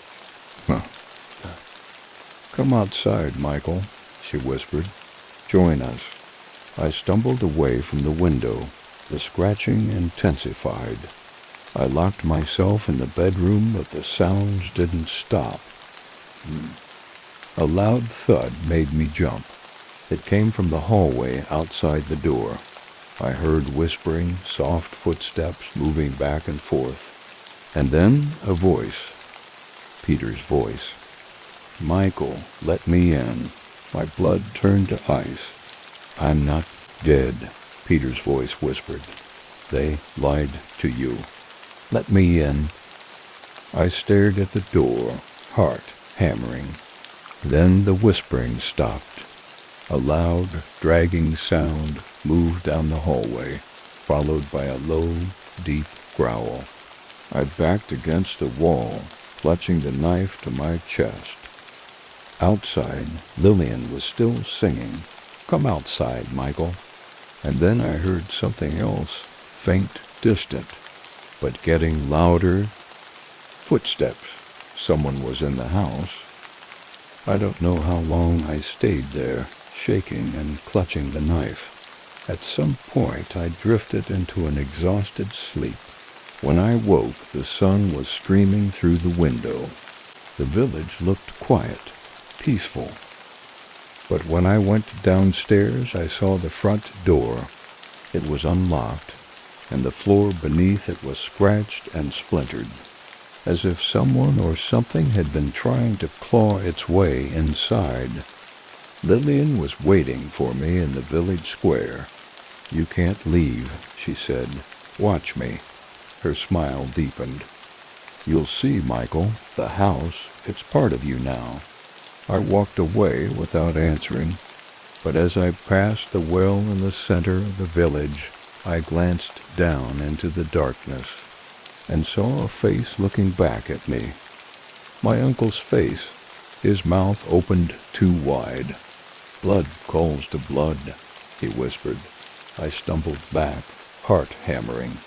Behind me, the villagers were watching. Silent, patient, waiting. I woke up in my uncle's house, drenched in sweat. My heart was still pounding. the echo of my uncle's voice and the well ringing in my ears. I sat up and rubbed my face, trying to steady my breathing. Morning sunlight filtered through the windows, casting long, dusty rays across the wooden floor. But something was wrong. The house was too quiet. The sounds of the village, the distant murmur of voices, the occasional bark of a dog were gone. I stepped toward the window. The village square was empty. The market stalls were deserted. No villagers tending to crops, no children playing, just silence. It was unnatural. A soft knock at the door made me jump. I hesitated before opening it. Lillian stood on the porch, smiling faintly. She was holding a bundle of fresh flowers in her hands. "Good morning, Michael," she said. "Where is everyone?" Her smile widened. "Preparing." "For what?" Her gaze sharpened. "Tonight." A chill crept down my spine. "What happens tonight?" "The awakening." Lillian held out the flowers. "You'll need these for the ceremony." I didn't take them. "What ceremony?" Her eyes darkened. "It's tradition. You're part of the village now. Your blood is part of us. I'm leaving," I said coldly. Lillian's smile never wavered. "You can try," she said. She turned and walked down the porch steps, disappearing down the road toward the church. My hands were shaking. I shut the door and locked it. I needed to get out. I grabbed my bag and marched toward the village road. The air felt different, heavier. As I passed the market, I saw the villagers standing at the edges of the square watching me. Expressionless, I kept walking. An old man with milky white eyes turned his head as I passed. "You can't outrun the blood, Michael," he whispered. I ignored him and picked up my pace.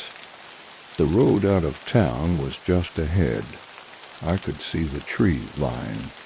That's when I saw the figures. A dozen villagers stood at the edge of the road, waiting.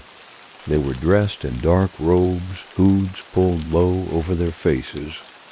They blocked the path completely. I stopped. A figure stepped forward from the crowd. It was Father Gregory. His eyes were unervingly bright beneath the shadow of his hood. "You've come this far," he said. "You might as well see it through." "I'm not part of this," I said. "Let me go." Gregory smiled faintly. "You are part of this. That house. It's in your blood." I took a step back. The robed villagers closed in behind me. My heart hammered painfully in my chest. "If you don't embrace your place," Gregory said softly, "we'll have to take it from you." He gestured toward the woods. I heard the low sound of branches snapping. Shadows shifted between the trees. "Leave me alone," I said.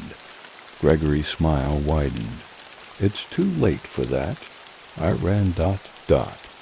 I sprinted down the road, heart slamming against my ribs.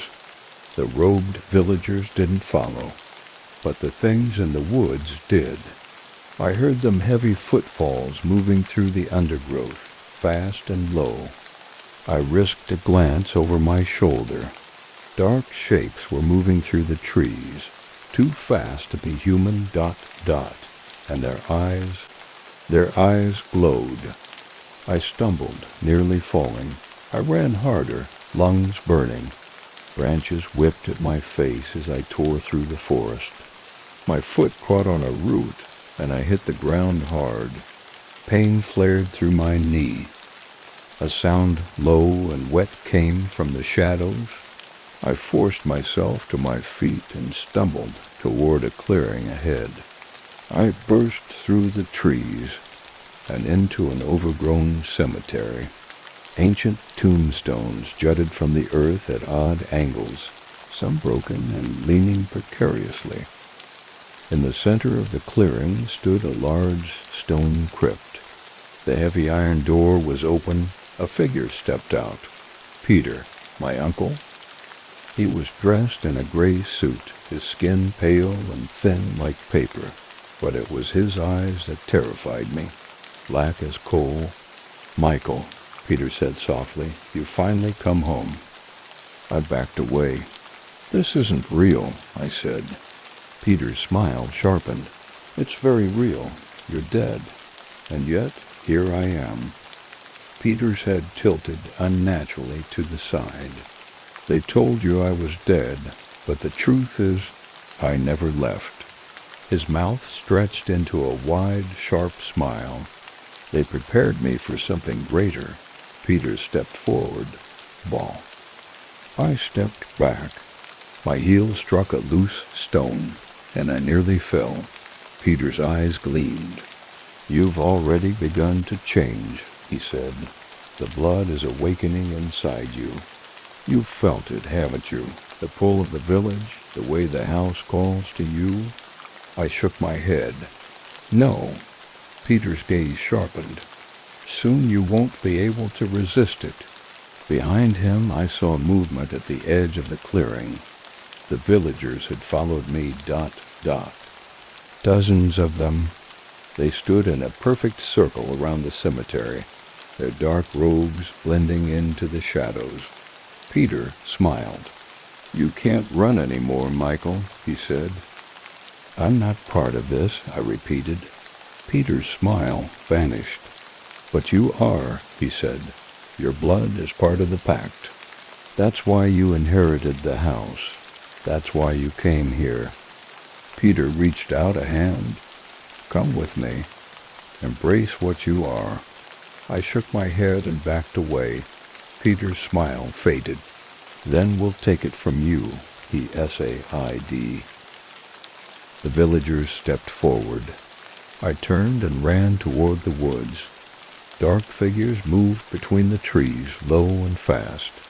I heard Peter's voice behind me. "Stop him." I ran harder. I heard the sound of footsteps closing in behind me. Too fast. A hand grabbed my arm and yanked me back. I screamed and swung my fist. My knuckles connected with something hard and sharp. A figure stumbled back, hissing. It wasn't Peter. It was one of the villagers. Its hood slipped back and I saw its face. Gray, mottled skin, black eyes, a mouth full of jagged teeth, not human. I shoved it away and ran. Branches snapped. Footsteps pounded through the forest behind me. I could see the house through the trees just ahead. The front door was open. I ran up the steps and slammed the door behind me. I braced my back against the wood, heart hammering. For a moment, there was silence. Then the scratching started, slow and deliberate. I backed away from the door. A loud knock made me jump. "Michael." It was Peter's voice. "You can't stay in there forever." I backed toward the stairs. The scratching intensified. Then a sharp metallic sound. The sound of a lock turning. From the inside, my heart seized. The front door opened. Peter stood there, smiling. "Welcome home, Michael," he whispered. Behind him, the villagers stood in perfect silence. They stepped forward, crossing the threshold. I stumbled back up the stairs. Peter's eyes gleamed black. "It's time, Michael," he said. "It's in your blood." I turned and ran toward the bedroom. Behind me, I heard Peter's voice, calm, amused. "You can't fight what's already inside you." I slammed the bedroom door and locked it behind me, my heart hammering painfully in my chest. My hands were slick with sweat as I backed away toward the window. Peter's voice drifted up from the hall. "Michael, you can't hide forever." The sound of slow, deliberate footsteps echoed through the house, heavy, calm. I pressed my back against the wall, gasping for breath. My mind raced. There had to be a way out. I darted toward the window and pushed it open. A cold wind howled in from the outside. The house sat at least 2 stories high. A jump from here would probably break a leg, but staying meant death, or worse.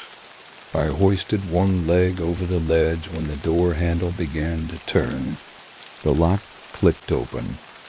Slowly. Michael. Peter's voice was soft, amused. The door creaked open, and Peter stood in the threshold. His eyes glinted black in the dim light. "You can't run from this," he said. "It's inside you now." I swung my leg back into the room and backed toward the corner. "Stay away from me." Peter stepped inside, smiling. "You can feel it, can't you?" he whispered. "The pull, the connection." I shook my head. "You're not my uncle. You're something else." Peter's smile widened. His skin seemed thinner now, paler. His teeth were sharp. His eyes were wrong. "I am more than I once was," Peter said, "and soon you will be too." He stepped toward me. Without thinking, I grabbed the bedside lamp and hurled it at him. Peter moved too fast. He snatched the lamp out of the air and crushed it in his hand, like it was made of paper, ... "I didn't want to force you," he said softly, "but you've left me no choice." He lifted his hand. My chest tightened. A burning sensation tore through my veins. My vision blurred as heat spread through my body. My knees buckled and I collapsed to the floor, gasping ... Peter crouched down beside me. His hand touched my face. "You feel it now, don't you?" My blood felt like it was on fire. Peter's smile sharpened. "It's awakening." The last thing I saw before my vision faded was his face, his black eyes gleaming with triumph. I woke up in darkness. My wrists were bound. My arms ached from the weight of my body hanging from rough rope. The sound of voices drifted through the darkness, chanting, low and rhythmic. I opened my eyes. The village square. I was hanging from a wooden frame, tied at the wrists. In front of me stood the villagers, dressed in their dark robes. Torches flickered, casting jagged shadows across their faces. Peter stood at the front, dressed in ceremonial robes. Lillian stood beside him, holding a silver chalice. "Michael," Peter said, "you've come home." I pulled at the ropes, but they didn't budge. "Let me go." Peter shook his head. "It's time for the offering." "The what?" Peter's black eyes gleamed. "You are the vessel. The blood of the village runs in you. That house, it was never an inheritance. It was a trap, a way to bring you back." "Why?" I gasped, ... Peter stepped closer. "You were chosen before you were even born. The village made a pact centuries ago, a blood sacrifice in exchange for power and prosperity. And I'm the sacrifice?" Peter smiled. "The final one?" Lillian stepped forward with the chalice. Peter drew a long silver blade from his robe. My breath hitched in my throat. "This is insane," I whispered. Peter smiled coldly. "It's destiny." He lifted the blade toward my throat. I thrashed wildly, trying to break free. My feet kicked at the air. Peter pressed the edge of the knife against my skin. "In the name of the old blood," Peter said softly. The villagers' chanting rose. The sound of it scraped against my nerves, unnatural and distorted. Peter's hand tensed, and then someone screamed. A figure emerged from the crowd. It was Gregory the priest, but he wasn't dressed in robes. His face was pale and his eyes wild. "You can't," Gregory shouted, ... Peter's head tilted. "You knew this day was coming," Peter said. Gregory stepped forward, clutching a rosary in his hands. "He's innocent." Peter's expression darkened. "That's irrelevant." Gregory's gaze flicked toward me. "Run, Michael?" Peter's eyes flashed black. "You would betray the blood?" Gregory held up the rosary. "He doesn't have to die." Peter's face twisted with rage. "You've broken the pact." The villagers' chanting faltered. The ground beneath us began to tremble. Peter's eyes flashed red. "You fool," he hissed. The ground split open beneath Gregory's feet. Gregory screamed as dark tendrils erupted from the earth and wrapped around his body. He struggled, but the tendrils pulled him down into the darkness. I heard a sickening crunch, and then he was gone. Peter turned toward me. "Now," he said, "where were we?" He raised the knife. A sudden explosion of light filled the square. The torches flared and the villagers screamed. The ground trembled. Peter stumbled back, shielding his face. A figure stepped from the shadows. It was Lillian. Her face was streaked with tears. "Lillian," Peter growled. She held up the silver chalice. "It's over," she whispered. Peter's eyes narrowed. "What are you doing?" Lillian's eyes burned. "I was never going to let you kill him." She threw the chalice to the ground. The silver liquid inside splashed across the earth, and the ground began to shake violently. Peter's face twisted in fury. "No." The villagers screamed as cracks spiderwebbed across the square. The dark shapes in the woods began to scream. The ground split open, and something massive and black began to rise from the depths. Peter turned toward me, eyes burning. "If I can't complete the pact," he raised the knife. I kicked the wooden frame with all my strength. The frame rocked and the ropes snapped. I hit the ground hard and rolled to my feet. Peter lunged toward me. I grabbed a burning torch from the ground and swung it. The fire caught the edge of Peter's robe. He screamed. Black smoke erupted from his body as flames consumed him. The villagers fell to their knees as the ground split wider beneath their feet. Peter's body twisted and blackened as the fire consumed him. I stumbled backward, gasping for a IR. The last thing I saw before the square collapsed was Peter's face eyes burning, mouth twisted in rage. Then he was gone. The village square was in ruins. Lillian stood beside me, her face pale. "You saved me," I said. Lillian smiled faintly. "You saved yourself?" We turned toward the woods. The dark shapes were gone. The village was quiet. Lillian reached for my hand. "It's over," she said. But deep down I knew it wasn't. Some things, some evils, don't stay buried. As we walked down the path toward the road, I glanced back at the ruined village. And there, at the edge of the forest, I saw him, Peter, his black eyes glinting through the trees, smiling. Because Peter was still out there, and the blood was still in me.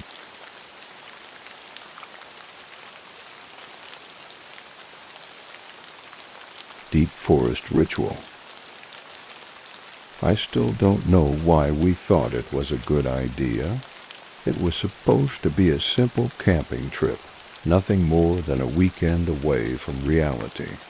Just me and my closest friends, escaping the noise of everyday life and reconnecting with nature. But looking back, I realized we were walking into something much older than us, something waiting. My name's Ryan. I've known Jake and Marcus since elementary school, and over the years, we've added a few others to our tight-knit circle. This trip had been Jake's idea, a way to recapture some of that youthful freedom before life took us in separate directions. Jake was the leader, always pushing the limits, looking for the next thrill. Marcus was the grounded one, level-headed and cautious. Then there was Emily, Jake's girlfriend, who balanced out his recklessness with quiet confidence. And finally there was Claire Smart, sarcastic, and probably the only one who knew how to read a map properly. We'd been planning this for weeks. A 3-day hike deep into the national park, far from the crowded trails. Total isolation, campfires, and nothing but the sound of the forest around us. It was exactly what we thought we needed. We started out early on a Friday morning. The sky was clear, the air crisp. The forest was alive with the sound of rustling leaves and distant bird calls. Jake led the way, cutting through the overgrown trail with his machete. Claire had the map and compass, and Marcus was in charge of supplies. We walked for hours, the trail getting rougher as we pressed deeper into the woods. The canopy thickened, and the temperature dropped noticeably the further we went. But we didn't care. We were laughing, telling stories, feeling the thrill of adventure. "Let's set up camp here," Marcus said after we crossed a small stream. We found a clearing beneath a ring of towering pines. It was almost too perfect a circle of trees, so symmetrical it felt. Unnatural. But we didn't think about that at the time. We set up our tents, gathered firewood, and settled in for the night. As the sun set, we sat around the fire, drinking and talking. Jake threw a stick into the fire. "We should explore tomorrow, find something cool. There's got to be some old cabins or something out here." Claire rolled her eyes. "Or we could not wander off the trail and get lost in the middle of nowhere." Jake grinned. "Come on. Where's your sense of adventure?" Marcus shook his head. "We came to relax. Let's not get ourselves killed, okay?" Jake ignored him. "Emily's with me, right, babe?" Emily smiled faintly, though she didn't look entirely convinced. "Come on," Jake said, his eyes shining in the firelight. "A place like this, you never know what you'll find." The next morning, Jake was already awake when I crawled out of my tent. He was sitting at the edge of the clearing, sharpening his machete. "Morning, man," he said. "Ready for some exploring?" "I'm not sure everyone's going to be down for that," I said. Jake shrugged. "We'll see." By mid-morning, Jake had convinced Emily and Marcus to join him.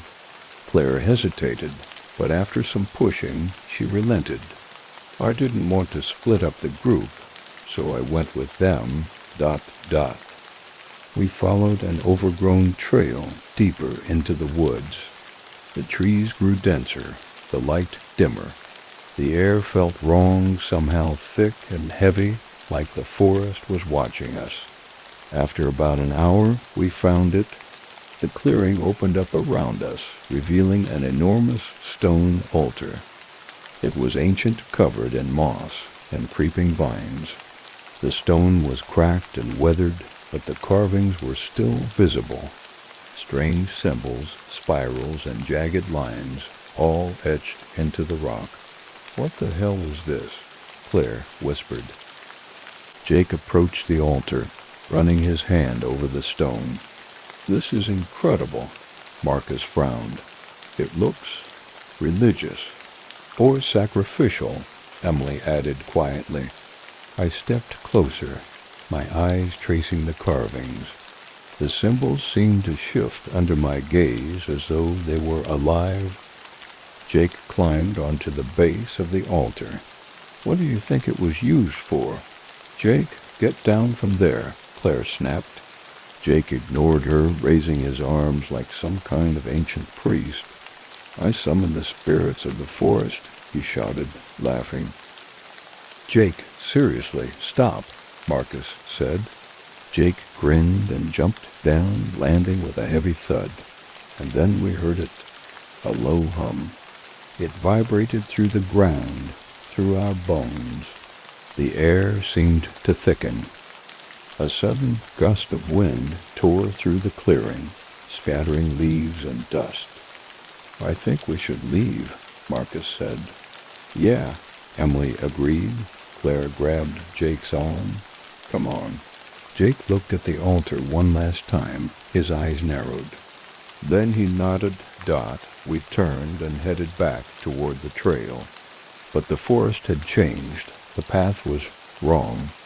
The trees seemed closer together, the undergrowth thicker. Marcus tried to lead us back using the compass, but the needle spun erratically, pointing in random directions. "We're going the wrong way," Claire said, checking the map. "No shit," Jake snapped. "Calm down," Marcus said. We kept walking. The humming sound followed us.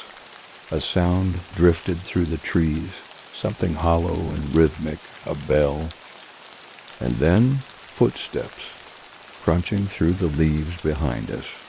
Claire froze. "Did you hear that?" We turned. The forest was empty. "Let's keep moving," Marcus said. We pressed on. The bell sound grew louder, closer. I glanced back and saw a figure standing between the trees. It wore a pale mask, bone white, featureless, except for 2 deep eye holes. Guys, another figure appeared to the left. Then another. Masked figures. They were standing perfectly still, watching us. Marcus swore under his breath.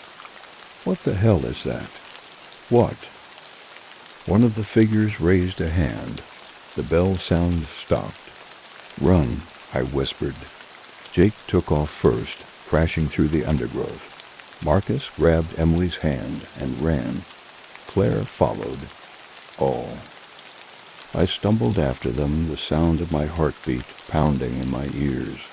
Behind me, the figures moved, silent and fast. Branches whipped at my face as I sprinted through the trees. My foot caught on a root and I hit the ground hard, tasting dirt and blood. I heard footsteps. I scrambled up and kept running. We burst into a small clearing. The figures stopped at the edge of the trees. They didn't cross the boundary. Their pale masks gleamed in the dying light. "They're not coming any closer," Marcus said. "For now," Claire whispered. The figures turned and melted into the trees. We stood there, gasping for breath. What the hell was that? Emily asked. Jake wiped blood from his mouth. "I think we just pissed something off." Marcus rubbed his hands over his face. "We have to get out of here." Jake shook his head. "We'll head back at first light. Stay together. We're not splitting up." We huddled together as night fell, the humming sound still vibrating faintly in the air. Far off in the woods, the bell sounded again, and the masked figures were still watching. We didn't sleep that night. We tried to rest, but the forest wouldn't let us. Every time I closed my eyes, I heard that low hum, echoing through the trees, vibrating under my skin, and the bell soft, hollow, ringing at uneven intervals, like it was calling to SOMETHIG. We stayed close together by the dying fire. Marcus kept watch while Jake sat with his back against a tree, his machete resting across his lap. Emily curled up beside him, arms wrapped around her knees. Claire sat next to me, her head on my shoulder. "We need to figure out how to get out of here," Marcus said quietly. "We follow the compass," Jake replied. Marcus frowned. "The compass is useless." Jake's jaw tightened. "Then we follow the sun. East. We keep moving." "Except it's not that simple," Claire said, sitting up. "The forest isn't normal. We've been walking in circles. The path changes." Jake stood up, brushing dirt off his jeans. "We can't just sit here. Maybe we should wait until daylight." Marcus Suggested. Jake shook his head. "No, we need to move now." Emily sat up. "We don't even know if it's safe out there." Jake glanced toward the tree line. The masked figures were gone for now. "We can't stay here," Jake said. "Whatever those things are, they're not going to just let us leave." "What if there's no way out?" Emily whispered. Jake turned toward her, his eyes dark. "Then we'll make one." By dawn, we were already walking. The forest felt off. The sunlight barely filtered through the canopy, casting pale, watery light across the mossy ground. The trees were too close together, the undergrowth too thick. It felt like the forest was alive, shifting and closing in around us, and the humming sound was louder now. We hadn't seen the masked figures again, but we could feel them. A pressure in the air, a crawling sensation at the back of the neck. "This way," Marcus said, pointing toward a gap in the trees. We followed him, moving carefully. No one spoke.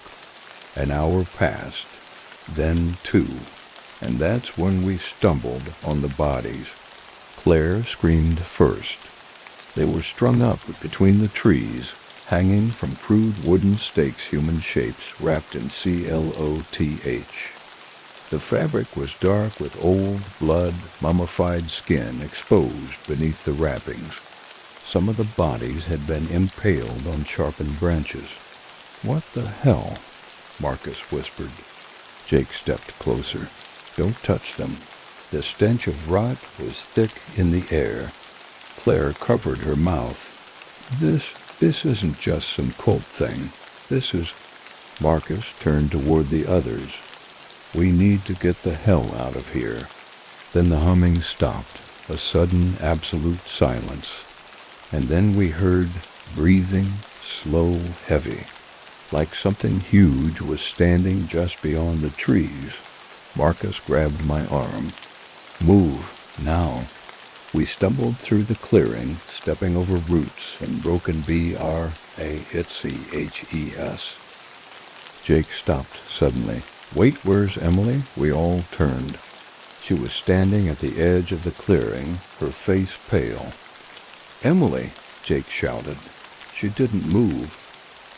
Claire ran toward her, grabbing her arm. "Come on." Emily's eyes were glassy. "Do you hear it?" "What are you talking about?" Claire hissed. Emily's lips parted. "It's calling me." A branch snapped in the distance. Emily's head tilted slightly toward the sound, and that's when she screamed. Her back arched, her body convulsing. Back arched. Jake ran to her, grabbing her shoulders. "Emily! Emily!" She screamed again, her eyes rolling back in her head, and then her mouth opened wider than it should have been possible. And she spoke. "They are awake," Emily said, her voice layered with something wrong. Jake shook her violently. "What the hell are you talking about?" Emily's head twisted unnaturally toward him. "You should not have disturbed the altar. The ritual must be completed." Marcus grabbed Jake and pulled him back. "Jake, get away from her." Emily's body jerked violently. She collapsed to the ground, twitching. Claire knelt beside her. "Emily?" Emily's eyes fluttered open. She looked around, confused. What happened? She whispered. You were talking, Jake said. Emily's brow furrowed. I don't remember anything. Claire pulled her to her feet. We need to go. We turned toward the trail and FROZE. The masked figures were standing there, closer now. A row of them, their pale masks shining in the dim light. Behind them, something else moved. A shape, tall and thin, its limbs impossibly long. A humanoid figure with antlers curling from its skull. Its skin was blackened and cracked, and its hollow eyes glowed faintly with pale light. What the hell is that? Marcus whispered. Emily swayed slightly, her face pale. The god, she whispered. It's awake. The creature's head tilted toward us, its empty eye sockets fixing on Jake. Jake's breath hitched. Marcus pulled a knife from his belt. Run. We turned and ran. Branches tore at our clothes as we sprinted through the trees. The humming sound grew louder, reverberating through the ground beneath our feet. Emily stumbled and fell. Jake skidded to a stop and helped her UP. Marcus led us toward a rocky outcropping. In here, we squeezed into a narrow gap between two large stones, huddling together. Outside, the masked figures moved through the trees. The god's shadow passed over the rocks, impossibly tall. Claire was shaking beside me. Jake held Emily, his hand over her mouth to keep her quiet. Marcus gripped the knife so tightly, his knuckles were white. The god stopped outside the rocks. It turned toward us. A deep voice vibrated through the air. Come to me. Emily's body stiffened. Her head snapped toward the opening. Jake grabbed her shoulders. No, stay with me. Her face twisted in agony. I can't. Emily crawled toward the opening. Jake yanked her back, pinning her down. Hold her, Jake shouted. Marcus and I helped hold Emily down as her body writhed violently beneath us. The god's voice echoed again. The sacrifice must be made. Emily screamed. Marcus shouted. We have to go. Now. Jake and I pulled Emily to her feet. We burst from the rocks and sprinted back into the WOODS. We could hear the figures moving behind us fast. Too fast. We ran until my legs burned, until my lungs screamed for air. Finally, we stumbled into a small clearing. The masked figures stopped at the edge of the trees. The god's voice rumbled through the forest. The blood has been spilled. The offering must be completed. Jake stepped in front of Emily, holding his machete. You're not taking her? The god's head tilted, and then it laughed. Deep, ancient laughter that sent ice down my spine. You think you can resist fate? The god stepped forward, and Emily whispered, They're not after me. What? Jake said. They want you, Emily whispered. You're the one who woke it. Jake's face paled. Marcus pulled Emily back. We have to run. Jake didn't move. The god extended a hand toward him. Jake's eyes widened. No, Emily whispered. No. But Jake was already stepping forward. The god smiled, and Jake disappeared into the trees. The humming sound stopped, and the figures melted into the shadows.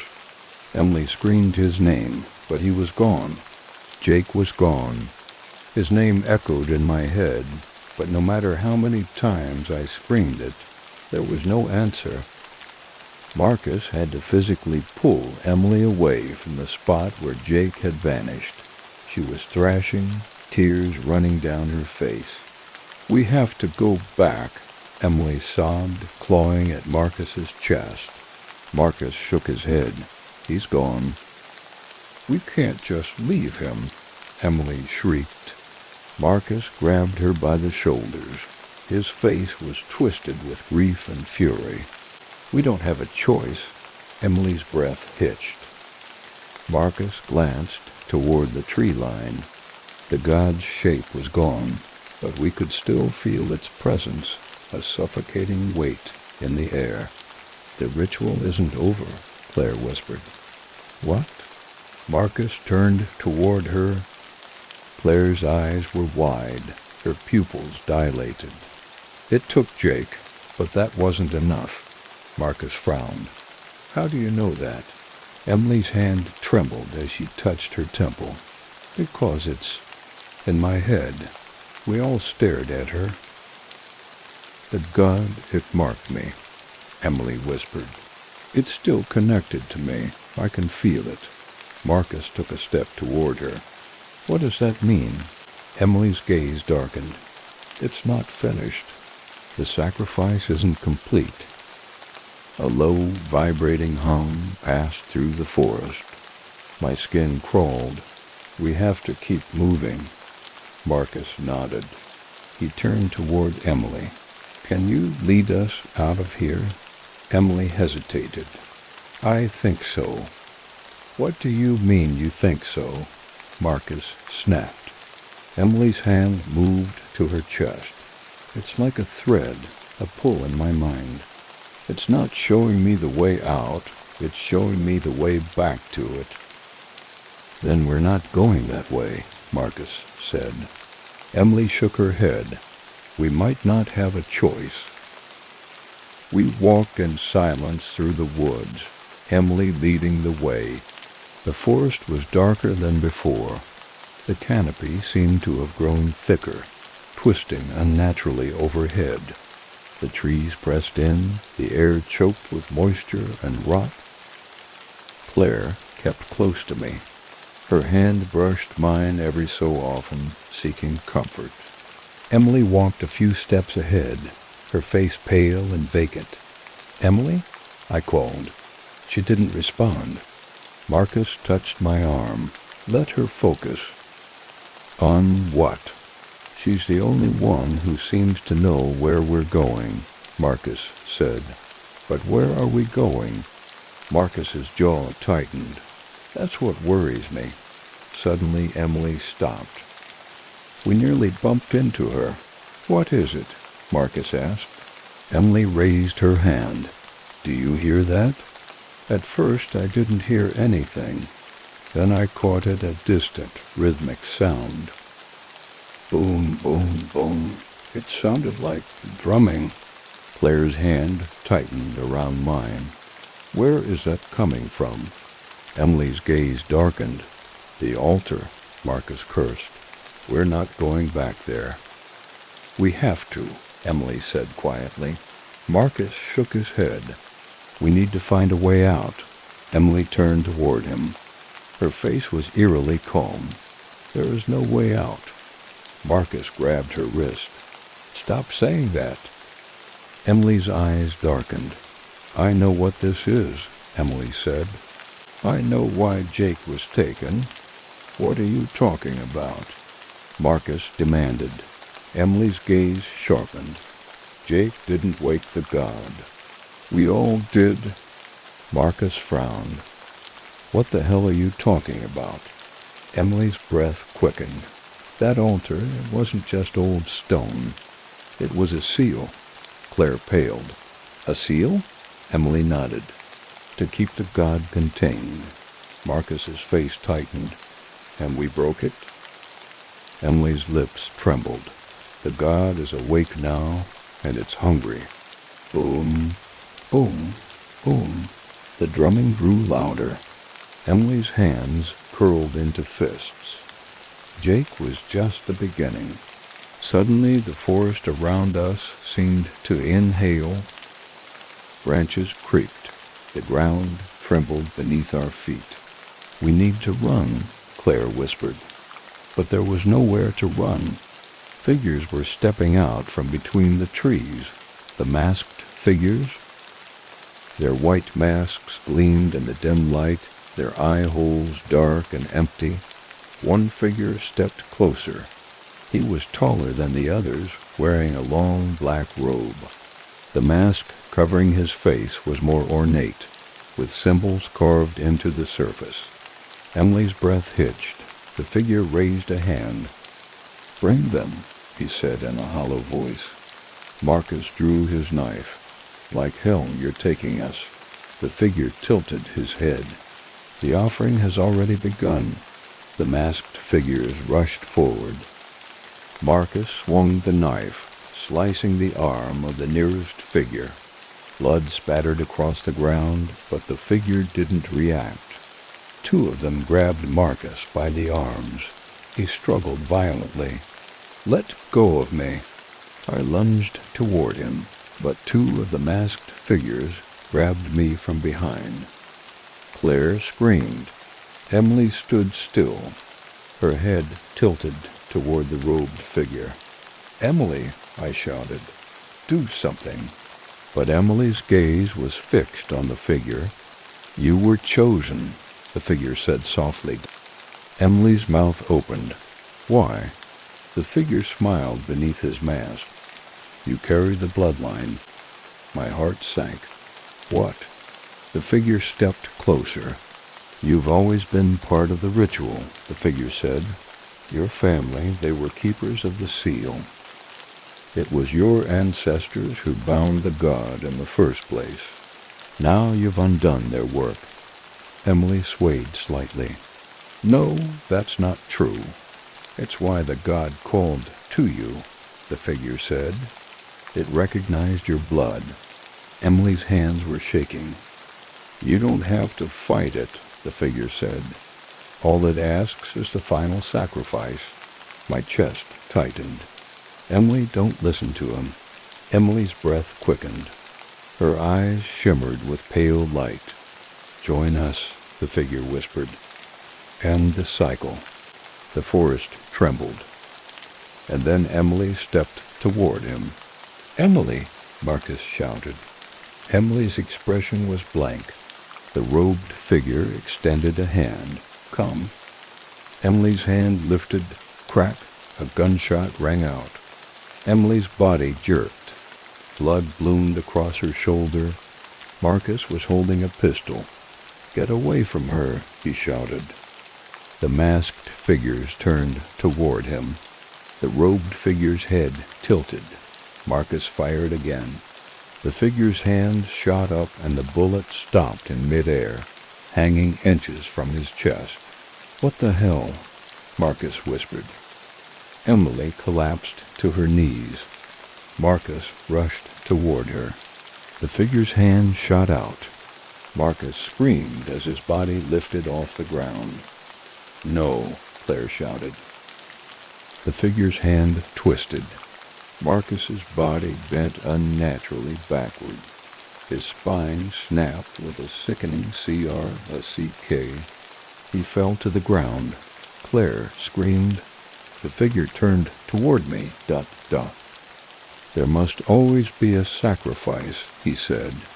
I scrambled toward Marcus's body, but Claire pulled me back. "We have to run." "But Marcus, he's gone," Claire screamed. The figure raised his hand toward Emily. "You have already chosen." Emily's eyes fluttered. Pale light spilled from her mouth. Her gaze darkened, and she whispered, "I'm sorry." Claire grabbed my arm. "We have to go." We ran. Behind us, Emily's scream cut through the air, and then the humming sound stopped. The forest was deathly silent. Jake was gone. His name echoed in my head, but no matter how many times I screamed it, there was no answer. Marcus had to physically pull Emily away from the spot where Jake had vanished. She was thrashing, tears running down her face. "We have to go back," Emily sobbed, clawing at Marcus's chest. Marcus shook his head. He's gone. We can't just leave him. Emily shrieked. Marcus grabbed her by the shoulders. His face was twisted with grief and fury. We don't have a choice. Emily's breath hitched. Marcus glanced toward the tree line. The god's shape was gone, but we could still feel its presence, a suffocating weight in the air. The ritual isn't over, Claire whispered. What? Marcus turned toward her. Claire's eyes were wide, her pupils dilated. It took Jake, but that wasn't enough. Marcus frowned. How do you know that? Emily's hand trembled as she touched her temple. Because it's in my head. We all stared at her. The god, it marked me, Emily whispered. It's still connected to me. I can feel it. Marcus took a step toward her. What does that mean? Emily's gaze darkened. It's not finished. The sacrifice isn't complete. A low, vibrating hum passed through the forest. My skin crawled. We have to keep moving. Marcus nodded. He turned toward Emily. Can you lead us out of here? Emily hesitated. I think so. What do you mean you think so? Marcus snapped. Emily's hand moved to her chest. It's like a thread, a pull in my mind. It's not showing me the way out, it's showing me the way back to it. Then we're not going that way, Marcus said. Emily shook her head.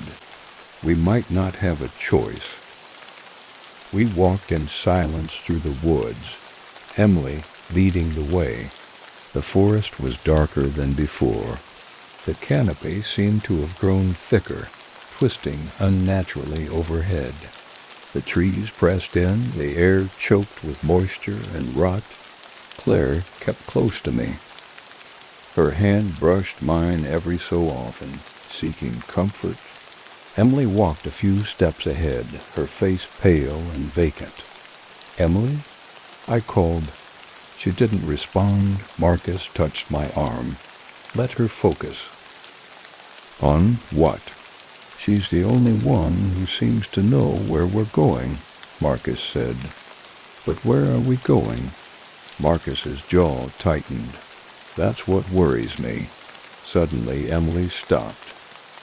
We nearly bumped into her. What is it? Marcus asked. Emily raised her hand.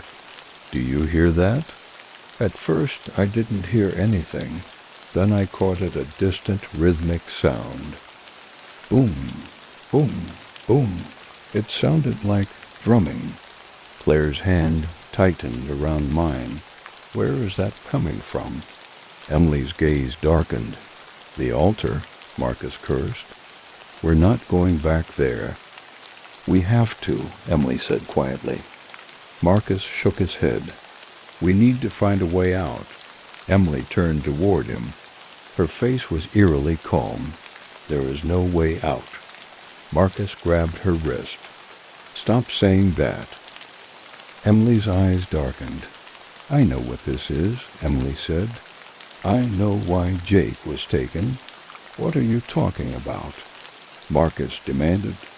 Emily's gaze sharpened. Jake didn't wake the god. We all did. Marcus frowned. What the hell are you talking about? Emily's breath quickened.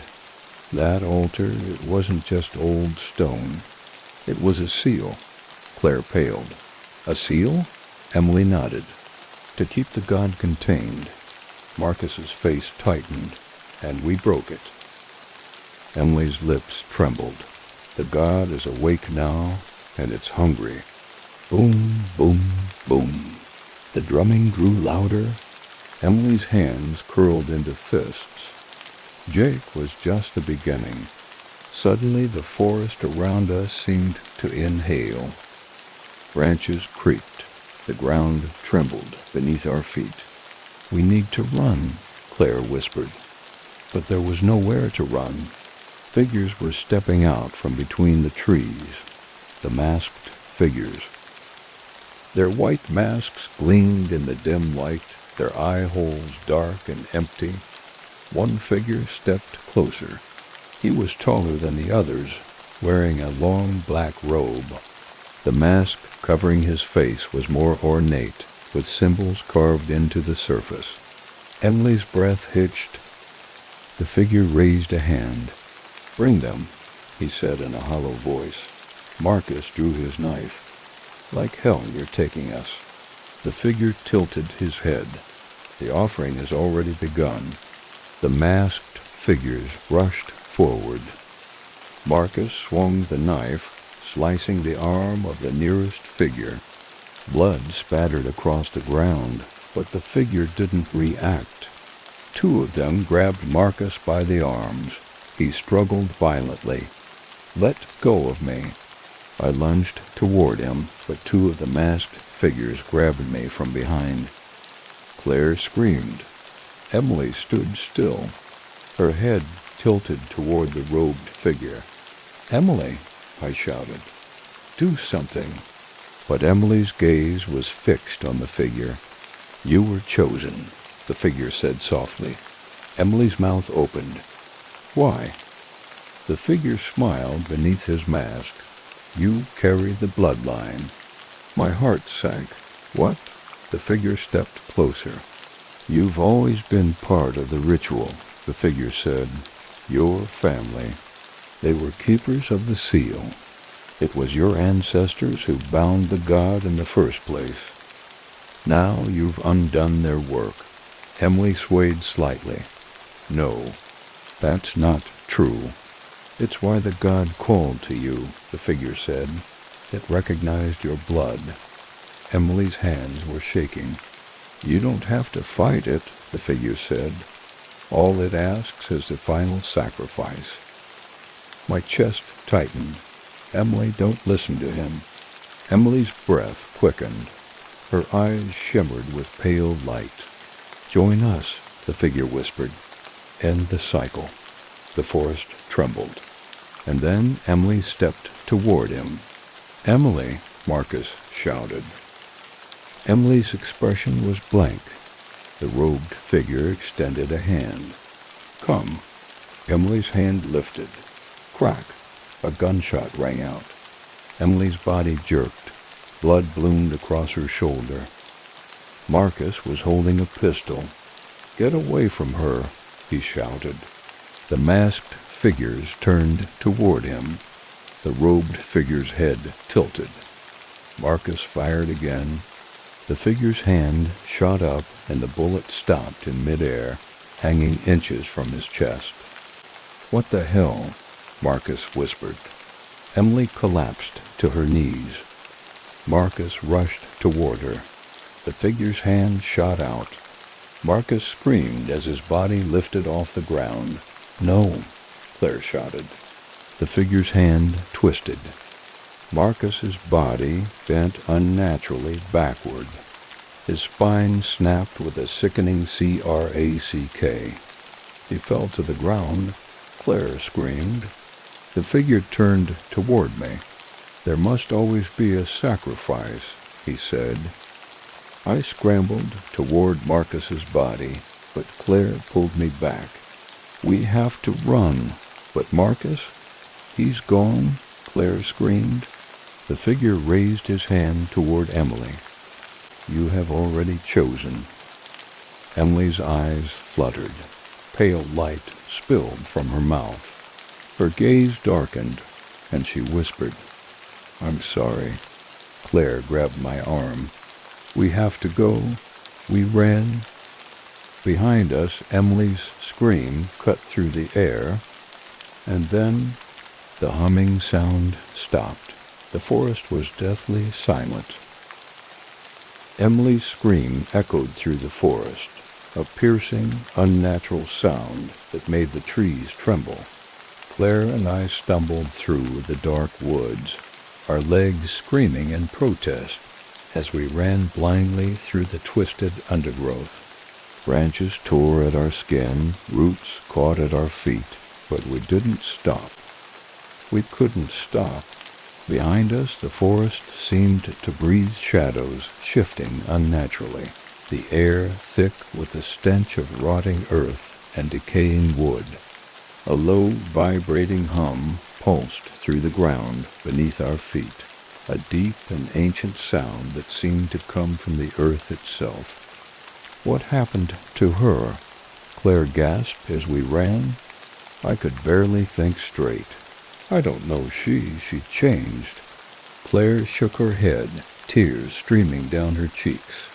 She wouldn't have just given up Emily stronger than that. She was marked, I said breathlessly.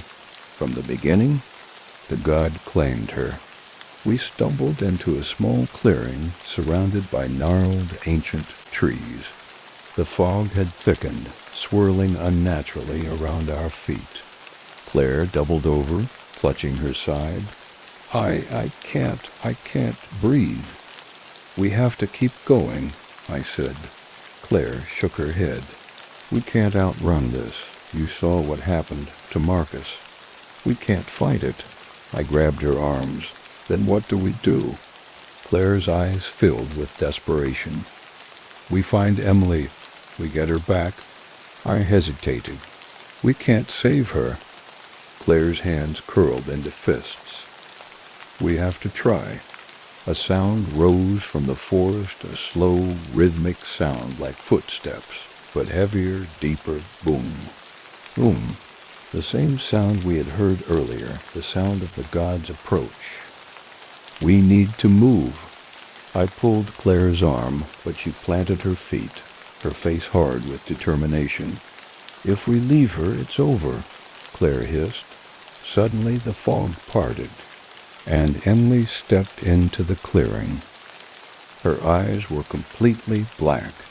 Not just the irises, her entire eyes were glossy black, reflecting the dim light of the moon.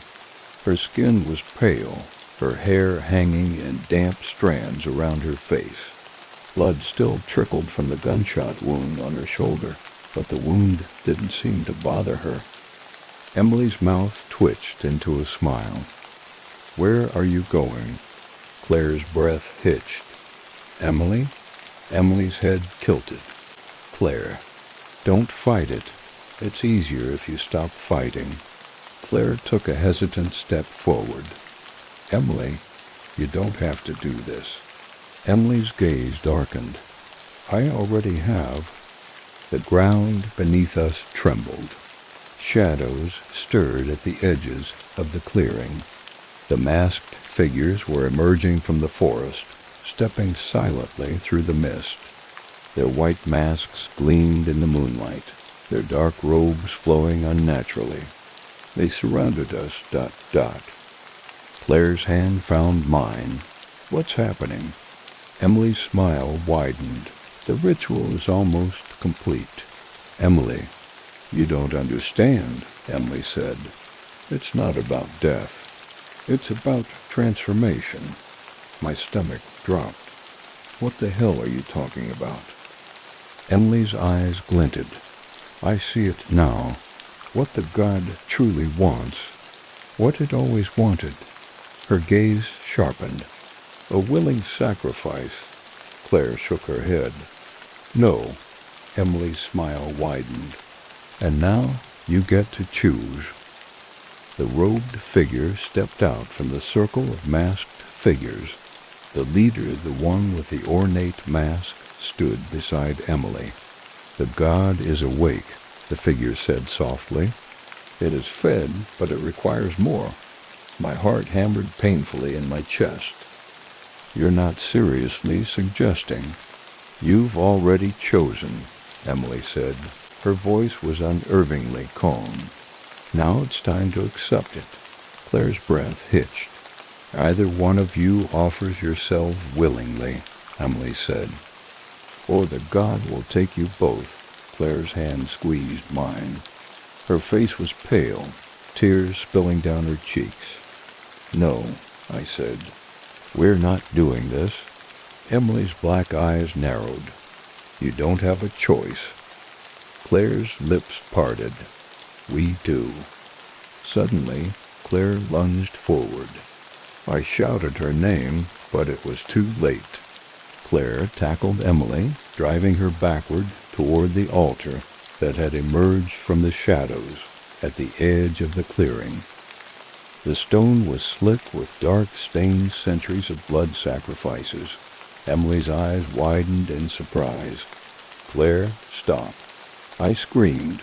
Claire pinned Emily to the altar, tears streaking her face. If it's blood you want. Emily's face contorted into a snarl. No. Claire grabbed the ceremonial dagger from the robed figure's hand and raised it above her head. Claire, no. Emily thrashed beneath her. If you need a sacrifice, Claire whispered, take me instead. Emily screamed. The masked figures suddenly stepped backward, their bodies twisting unnaturally. The forest trembled. The god's shape loomed in the darkness beyond the trees, its outline writhing and shifting. Claire brought the dagger down, but Emily caught her wrist. Emily's black eyes shimmered with a strange light. Her voice was layered, overlapping, unnatural. It's not your blood at once. Emily's other hand shot up and pressed against Claire's chest. A blinding light erupted from between them. Claire screamed. The masked figures collapsed to their knees. The god's form surged toward them, tendrils of shadow spilling into the clearing. The entire forest trembled. Emily's mouth opened, her voice dark and echoing. The sacrifice is complete. Claire's body jerked violently. Her eyes filled with white light. Claire, I screamed, running toward her, but before I could reach her, Emily shoved Claire off the altar.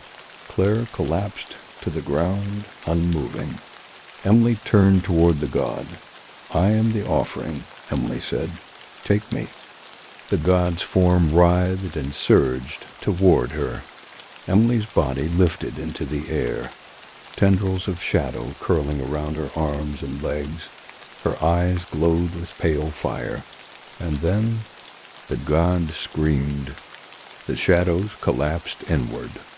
The figures in the masks disintegrated into ash.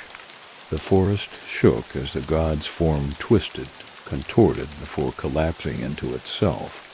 A blinding wave of light erupted from the altar, sweeping through the trees. I shielded my eyes, and then it was gone. Emily's body hit the ground with a soft thud. I stumbled toward her. Her eyes were closed. Blood trickled from her nose.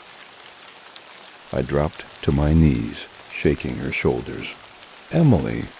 Her eyes fluttered open. Her eyes were brown again. Did it work? She whispered.